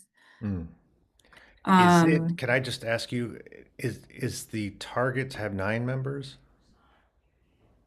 I believe. Yeah. Okay. It says online 0 vacancies, but that's not true, because Yeah, I thought based on what you and I spoke about a few weeks ago, I wasn't sure if those positions already been filled, but I didn't think so, because I know you're actively interviewing. So no, I have told the town that both Amanda and Barbara have resigned, and then there's another one of our committee members who hasn't been attending, but I haven't been able to get a hold of her. So there are 2 officially open and 1. Okay, great. are there? Sorry, are there other candidates you're going to interview tonight? Yeah, there are 2 other Oh, people. okay, that's what I thought. Greg here and Jan, and then there are several other people who expressed interest that didn't make it into the agenda packet for this time, that will be here next time, as well as some people that made it into the agenda packet for this time that couldn't come this time. So we'll have other people to talk to next time. Okay, cool. Jan, you're next. Okay. Thank you. So I would be very excited to serve on BAC. I've been coming really regularly since 2019 as a friend of the BAC. I'm a board member on Biking Brookline. And I started that, I think 3 years ago, but I can't remember. So some of the skills that I would bring to the committee are I'm very reliable. So if there's a meeting, I will be here. Another good set of skills for helping the committee is that I worked for a number of political campaigns in 2019, 20, and 21. Ran the phone bank for Elizabeth Warren, did canvassing for Warren, did canvassing for Tommy Vitello, and for and was very involved in another campaign. So I got comfortable talking to people, and I also do the bulk of the tabling for Biking Brookline, and so I'm good at talking with people. I was a teacher for my whole career, so when Biking Brookline, the BAC committee needed to survey high school students, I collected, and teachers, when they were redoing the roads around the high school, I was able to collect over 100, probably close to 130 responses from students and teachers, with the bulk of them being from students. I did that by standing right outside the high school and saying, "Hey, can I talk to you about?" And John Bowman put together the survey, so that was really helpful in making progress on that. So those are the kind of skills that I think I bring. Yeah, do you have questions? Well, I have the same one for everyone about whether or not you have time and interest to be on other committees and report back to us. Absolutely, yeah. And I think that I would do really well with that. Okay. I'll also mention that I did a lot of work with mothers out front, and that's very helpful skill set, because they are really, now my volunteer work is focused on biking, because that's really my passion, is bike safety. But they're really good at getting messaging out and communicating. And I still have many close friends who are, on the different committees of the Brookline. So that's a resource to tap if one wonders, like, well, how will I get the Green Roots ideas out? They're terrific at that.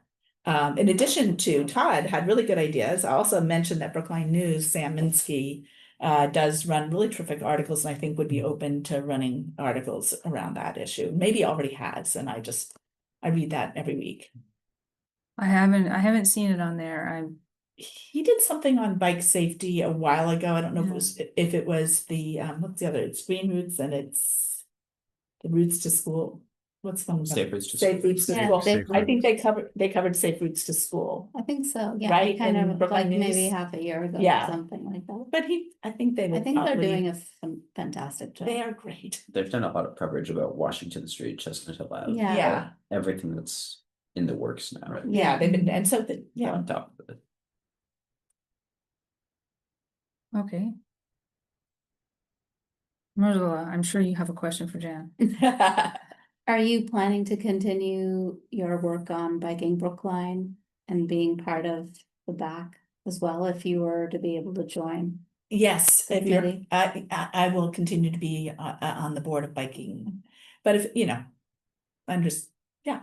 I don't think it poses I I'm don't- also on the board of Biking Yeah. Brookline. I don't think it poses a quorum issue because it's just Jan and I that, in terms of us not being too many people on Biking Brookline and And then, on the okay. BAC, so. And then the workload is more warm weather oriented. That's when we're doing the tabling and things like that. So this is evenly spread throughout the year. But anyway, I'm retired, so I have a ton of time. I can help.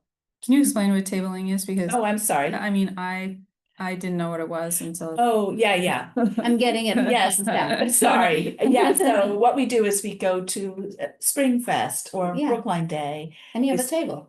And that's how we get part of the way that we get huge numbers of people to respond to the surveys.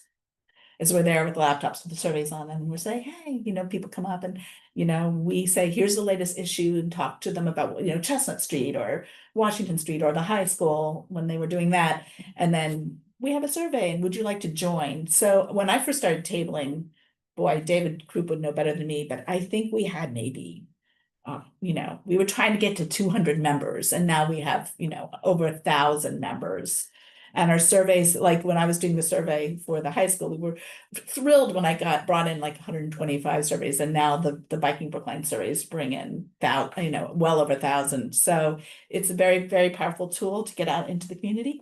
But the other thing is about tabling on behalf of bike infrastructure is a lot of times it'll be people that are really kind of a little against bicycles sometimes that come over and talk to you, and you can change their minds about things, and you can hear the hard things they have to say and listen to them, really listen to them, but without like arguing with them, just listen to what they have to say, and they'll just really soften up and change their minds. And I found that too when I've called my town meeting members in my precinct, which is 4.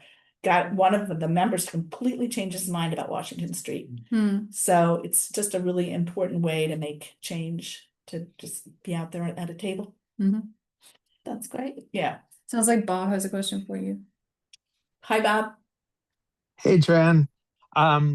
Thanks for applying. I was wondering if you could talk about any experience you've had bicycling in Brookline.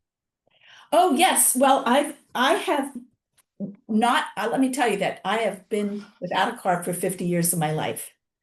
And so I did own a car when our kids actually needed to start to go to soccer and piano lessons at age 6 and 4 and baby. And then we had it during those middle years. And then I got rid of the car as soon as they were, well, when they were in high school, 2 of them. And so I get around by bike, by walking, by bus. I hardly ever Uber. I will say I love bicycling like 1 mile to Trader Joe's. It's just so practical and great. I don't do 30-mile bike rides. I'm just not that person, but I think that also makes me incredibly relatable when I'm at tabling events or, you know, talking to people. It's just, there's a lot of people who would like to ride a mile or 2 to get to the Arboretum or somewhere, but can't really relate to these people that love to do a century. So yeah, I have a lot of experience. I'm like the one person that honestly loves the bicycle to get to Kirkman's, to get to school, doesn't love the bicycle for riding 30 miles for fun, just not that person. But I know the roads of Brookline extremely well from living here for 35 years too, both as, you know, a bicyclist and as a pedestrian, and for the time period that I owned a car. Great, thank you. With knowing all those roads, do you have like one road or intersection or any place in Brookline where you would say like you really want to see some improvement in like one particular area in the whole town? Oh my gosh, there's so Yeah. many. There are so It's many. just terrible. But I'll be honest, Longwood and Kent is a real concern for me. I mean, people are going into the medical area to work to save people's lives. They got to get there. There's no parking, barely any bicycle parking, and people keep getting seriously injured at that intersection. But I'm sure that somebody would say, oh no, well, we forgot this Janabay. Oh yeah, that's more important. But that one is a biggie. And of course, this route, South Brookline. I mean, I have 3 kids who are all in their 30s. Those poor South Brookline kids felt completely isolated. Nobody would go visit them. They weren't able to visit people. You know, it's sort of surprising to hear that it's saying on Google Maps 17 minutes, but they just didn't feel safe. And I know we always lived on Backward Street in Brookline Village or in Walnut, and they're always like, we love our life. We can see all our friends very easily, and those poor Brookline kids in South Brookline have it so bad because they're so socially isolated. So that route is a passion of mine. Plus I taught 5th grade for most of my career, and I'm very sensitive to kids. I will say one more thing. I could go on all night and then I'll shut up and let somebody else go.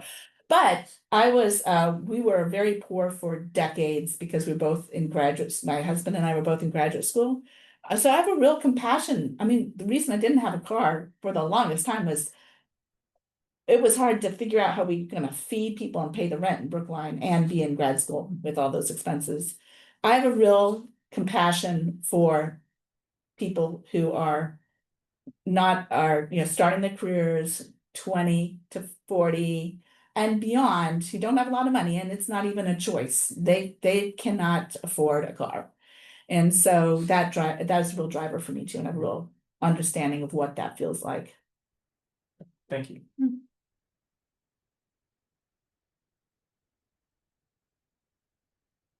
That was very comprehensive. Yeah. Everybody knows me that I talk a lot. I've met you for years, but it was really interesting to hear because I haven't heard all of those things before. And yeah. Well, I think a lot of the challenges you faced are faced by a lot of our newer members in Brookline, maybe possibly immigrant. We have a lot of transient population, at least in North Brookline, working for a couple of years as postdocs in Longwood or whatever. That, you know, either don't want to invest in those resources because their time here is transient. So that's a really valuable perspective.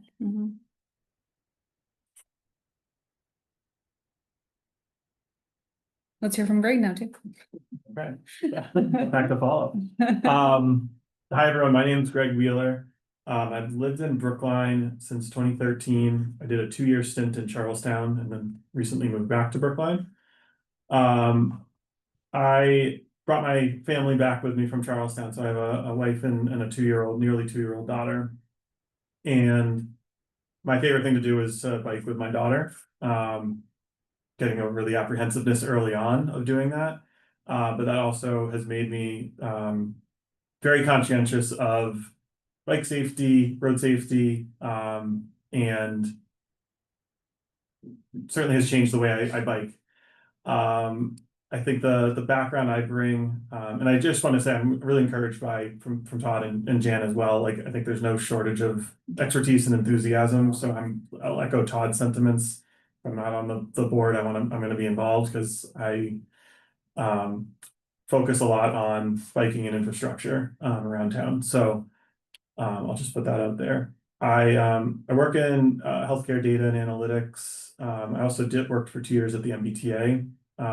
So I'm sensitive to that issue that Emily raised around the right of way that MBTA controls there. Working with on construction infrastructure projects. I've experience leading some of those when I was at the MBTA, working with consultants like Tool.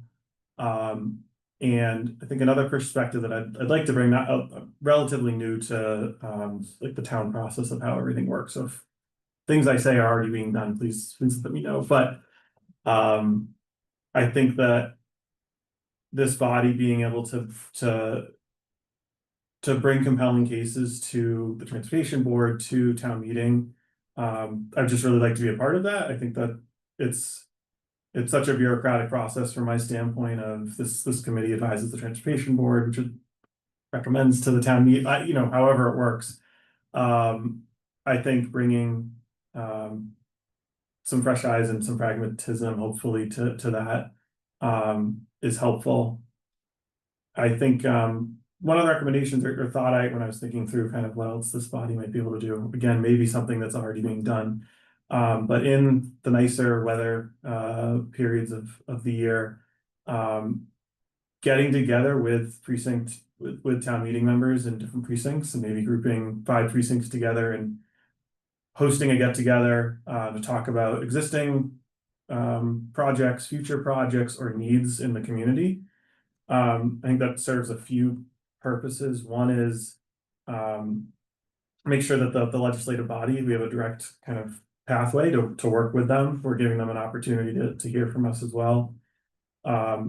There's also an opportunity for them to ask questions and present concerns to us so that we are hearing directly from town meeting members who have the votes as soon as we can and earlier, hopefully in the process if there's concerns. And I think that's just a good way for this group to be out in the community and getting their voice and perspectives heard. So that's just something I had to think of. So yeah, happy to answer any questions about my background or availability for other things as well. You know my question. I do. I would be thrilled to. Nothing we do. This group does operates in a vacuum, so I'd be thrilled to associate with any other committees or municipalities and liaise however is needed. I have a question. Yeah. I like that you've got this cool technical background. So I've got a technical question. What sort of quick build safety features do you want to see in Brookline? I mean, I think so. In my 2 years living in Charlestown, I didn't really bike a lot in Charlestown, but I did hop into Somerville and Cambridge a lot. That's where I think my reinvigoration for biking was born. So I think they have done a lot more quick builds around flex posts, stuff they've done on, I think even, I'm not sure the depth of how challenging this was. But I think actually you were mentioning in New York City, just being able to shift parking from the curb to being a barrier to bike lanes, from my perspective, hasn't changed the geometry. It hasn't required like that drastic changes to the geometry of the streets, but kind of I think there's a few streets in Brookline, not off the top of my head, but that could benefit from something like that.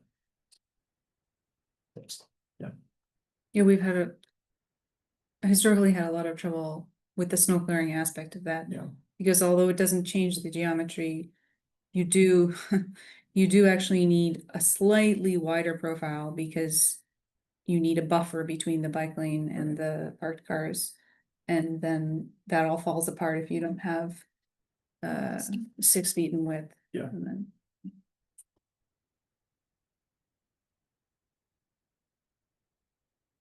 Okay. John Bowman, esteemed alumna. Could you help us out with a question?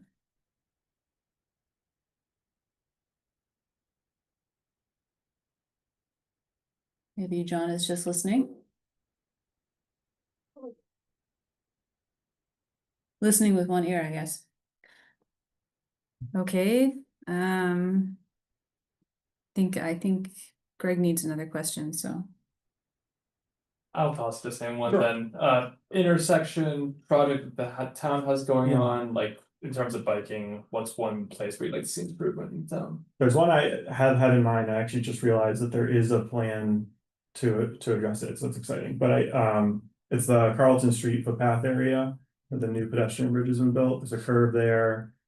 I thought that project was done, like with the footbridge has been built over the T tracks. And now biking that, there's no, if you're biking southbound from Beacon Street towards the Muddy River, there's no realistic way to get over there, and it's right at the curve. And there is I think a ghost bike there. So I have seen that there are plans to work on that. I just Oh, really? Didn't know. maybe it's delayed or something. I think it was a few years old. If not, that is like a big one. Because I live in that area. I'm in precinct 3 and I bike around there a lot, and I avoid the footbridge because it dumps me off in a place that isn't safe, and I avoid getting there. So off the top of my head, that's one, but there's hundreds. We have a lot of problems. Yeah. So I asked Amy about that just before she left, and she said it hasn't fallen off the wagon. It's Okay. still planned. Sweet. So, yeah. Well, if you need help with that, I'm happy to do whatever. I don't think we need help. Okay. John was the chair of the Bicycle Advisory Committee for many, many years. I have just one question, and it's actually for all the candidates.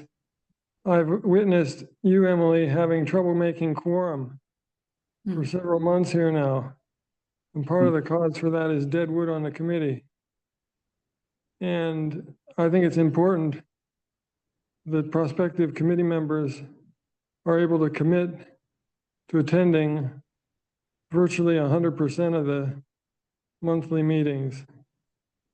So a good question is, are you able to commit to that? Yeah, I'll start. I am. I have a young family, but I'm here tonight, and I do anything to be on virtually or in person, and I think you know, even going above and beyond that, and I think others might feel this way too. There's more, I think, that the people on this committee, I would certainly want to do more than just attend the monthly meetings, but I think at a minimum, absolutely. And just to give people an idea, we pretty much are always first Wednesdays. I'm going to do a little planning exercise at the end of this meeting, and then I'll send it out to the people who weren't able to attend tonight. Just to try and make sure we have this year's worth of meetings planned, because I think it's also a pain for the transportation staff, because you guys receive a lot of emails from me, but they receive even more. So, yeah. Jan? Well, I'll just say that during the fall, I came here on the Wednesday, I came up the elevator and I walked to an empty room. Oh.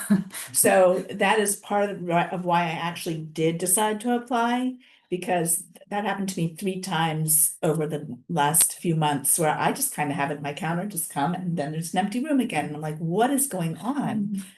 And I am very reliable. So I don't have an engineering degree or anything like that, but I show up. So that did motivate me to, I would definitely attend. And I'm also very good about, you know, I don't have engineering expertise, but I'm very good about, like, you know, talking to people or whatever, getting to-do lists done. So, yeah. I'm not an engineer. I'm just a pharma person. And Todd, how about you? Yeah, I really want to thank John for that question, because I feel like that just hearing the caliber of these applicants that are in the room with you this is fantastic, and these are the kinds of people who should be on this committee. And the fact that there are people who are on this committee who are not making quorum, or who are not attending these meetings, it's really disappointing, because there's a lot of work to do, and this is exciting stuff, but it's hard. It's not always easy, and it takes commitment. But I am fully committed to being at as many of these as I can, which is to say, I'm at a stage in my life. My kids are teenagers now, so they don't need one-on-one supervision the way that they used to. My wife has she's a physician, so when she's away, she's totally away. But the kids can be left alone now. So the answer is that I can make these meetings.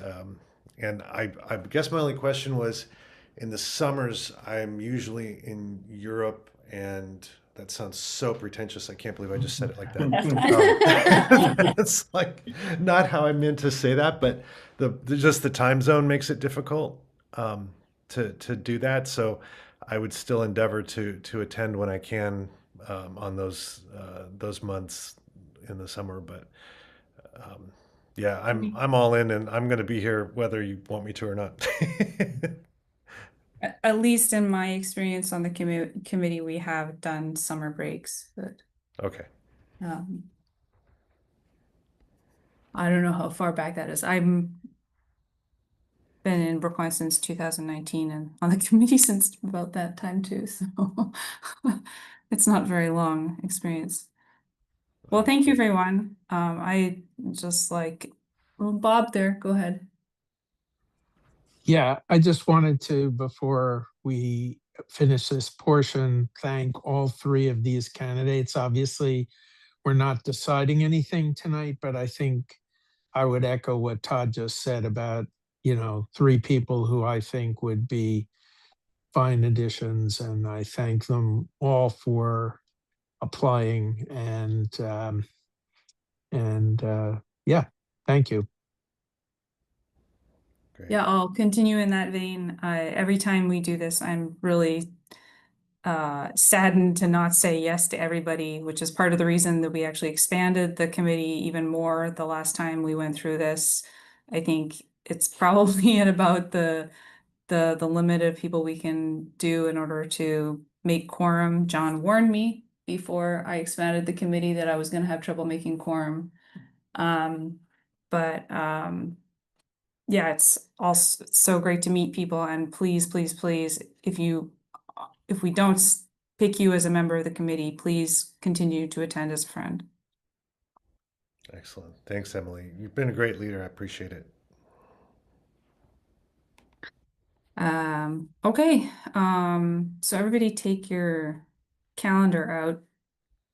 we're gonna talk about when we're gonna meet for the rest of the year.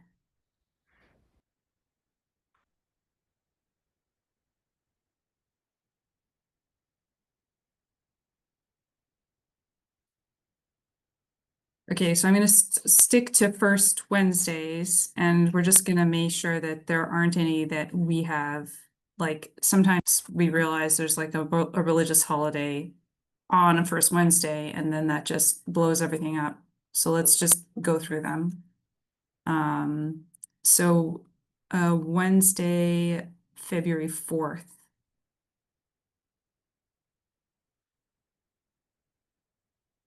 And everybody attend on Wednesday, February 4th. Yes. Yep. Yeah. Bob, I'm gonna assume you're online unmuted. I'm not gonna, if you could just unmute yourself, Bob, that Yep, would be I'm good. okay. And then March, again, 4th. Works for me. Works for me. Good for me. Mhm.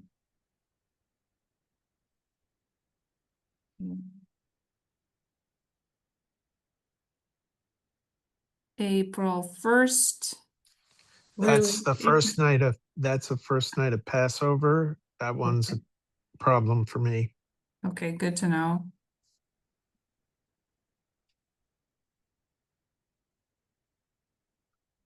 I don't mean to just pick on people who have religious holidays. People, you know, may have trips to Europe planned too. Interfere. Okay, so we will think about finding a different date in April for that. May 6th.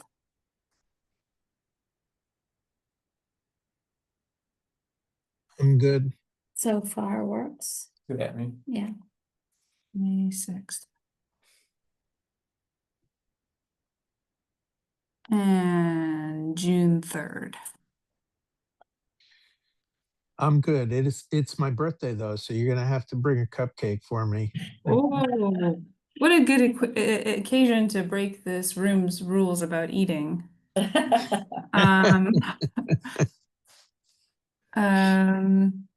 Okay, I'm gonna say July and August.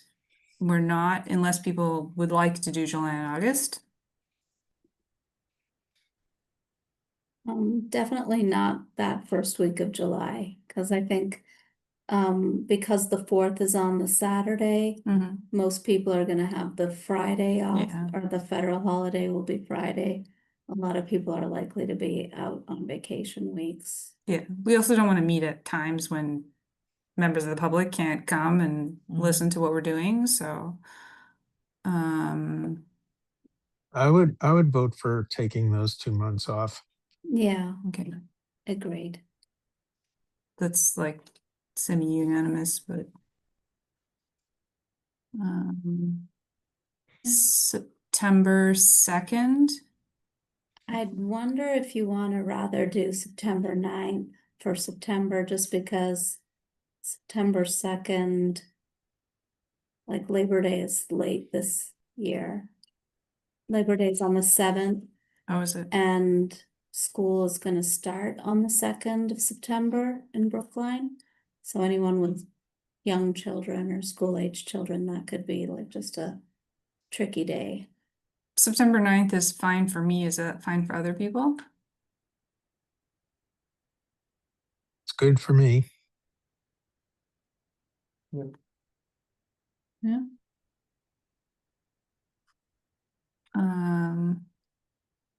October 7th.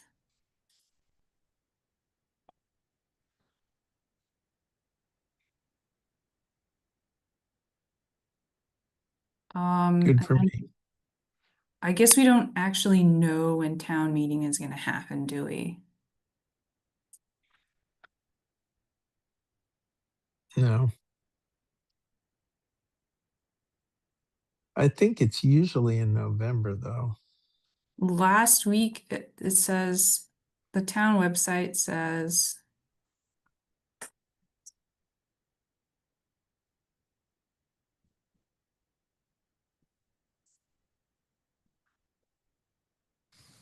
typically last week of May or first week in June. And then looks like last of November, beginning of December. That's what it was this year. So that should be fine. I guess the thing is let's do an alternate day for June so that we can cover our bases then. So our June alternate will be would be either the 10th or the 17th. Why are we doing an alternate for June? I'm proposing that we do an alternate for June in case town meeting falls in the first week of June. Oh, I see what you're saying. Not that we would meet twice, but just like basically a rain date. So you're saying 10th Or the 17th. or the 17th? 10th or the 17th. 10th is less likely to, I just may not be able to make either date in June because I could be on business travel for either one of those weeks, so. Okay, for the 10th. And I and haven't 17th. firmed up my business travel yet. That's fine. So let's So don't make a decision around me is what I'm trying to say. yeah, we can have a rain date for all the rest of us. Are there any other? Is there any reason not to wait until we get closer? Because then it might be easier for everybody to know when they're free. The reason that I'm not waiting is because having done that several times, people tend to find things to do other than the BAC when they don't have it planned. Okay, right? fair enough. Fair enough. I know I do. So I will just pick the 17th and ask if you guys have anything already on the 17th. I think that's a better bet, personally. So you're saying in June, you're going with the 17th, not the 3rd. No, we'll meet the 3rd. We're meeting But the if 17th. town meeting Meeting. happens to fall Then you'll do the in that 17th. week, which will, it makes it impossible for anything to happen during town meeting. I mean, not really, Mhm. but like nobody can attend and then the staff are,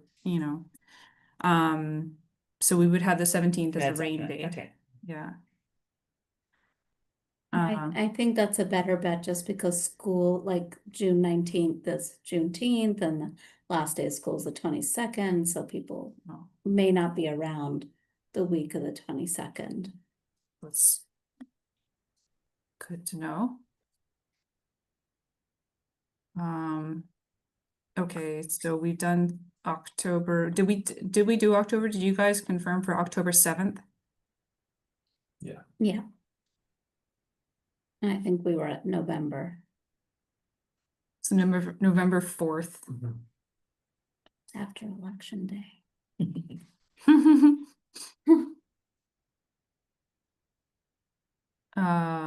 Does anybody have a problem in November for the 4th?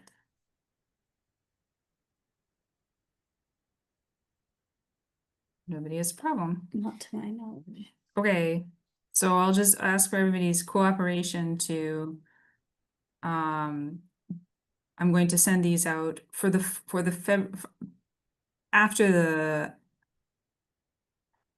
our February meeting, although it is our typical meeting date, I'm just going to suppose that it's possible that since I haven't notified people that there are some people that may not be able to attend, so I may ask you again for another date in February via email. So just be patient answering those emails. I know it's a pain in the ass.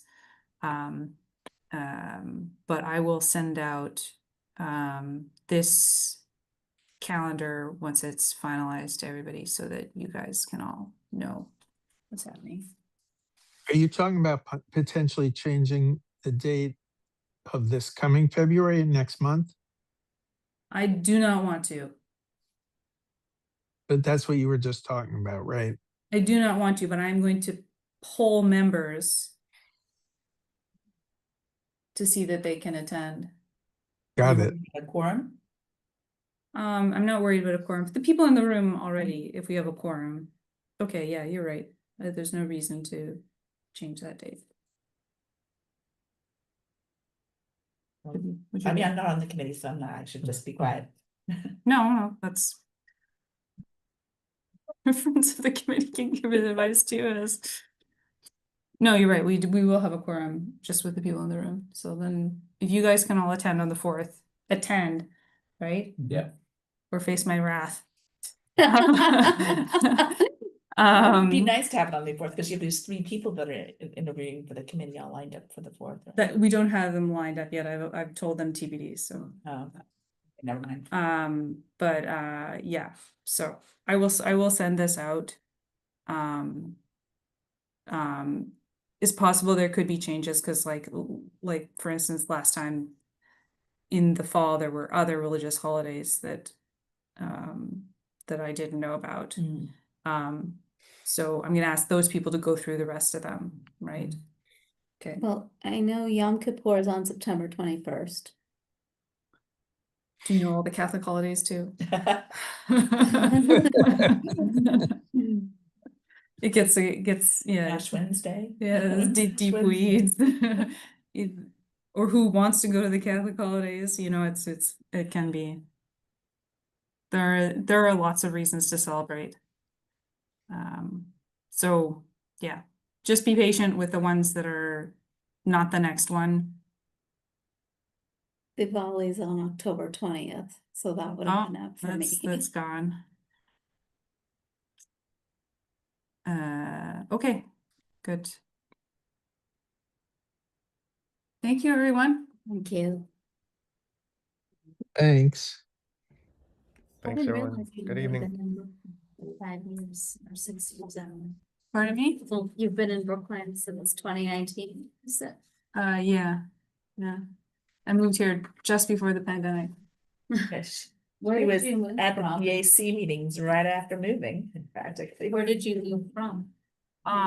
Cambridge. It wasn't that far. It was,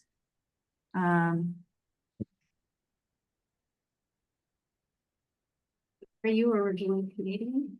I am, yeah. Where from? I'm originally and still only Canadian. I'm originally Canadian, and Oh, I'm really? still also Canadian. Oh, okay. Where are you from? Born and raised Ottawa. Oh, okay. So do you speak French also? I did. Oh, that's cool.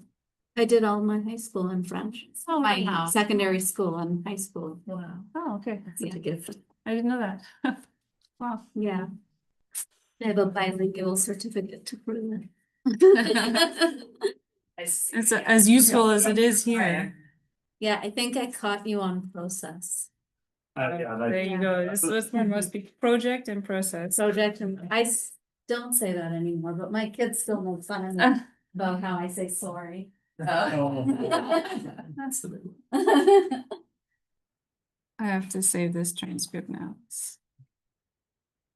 Are you from Ontario? No, I'm from Victoria. Okay. Yeah. Sorry, I've been hearing a lot about Victoria. It seems like a cool spot. It's good. I just went back and it's a really nice place to bike, even better than it was when I was growing up. So It's awesome. Thank you, Emily. Good Thank you. night. Nice to meet you. Oh, nice to meet you. Rudala. Ruda, nice to meet you. 2 years old. Good night. good night. For 18 years. Oh, that's a good long time. It is, but I just don't know how that happened. Yeah. I looked up, but sorry. How old are your kids? I have a 20-year-old and a 16-year-old. That's not one fast, right? Thank you for thinking that. Saying that. Yeah, my 20-year-old that left Amherst, sophomore.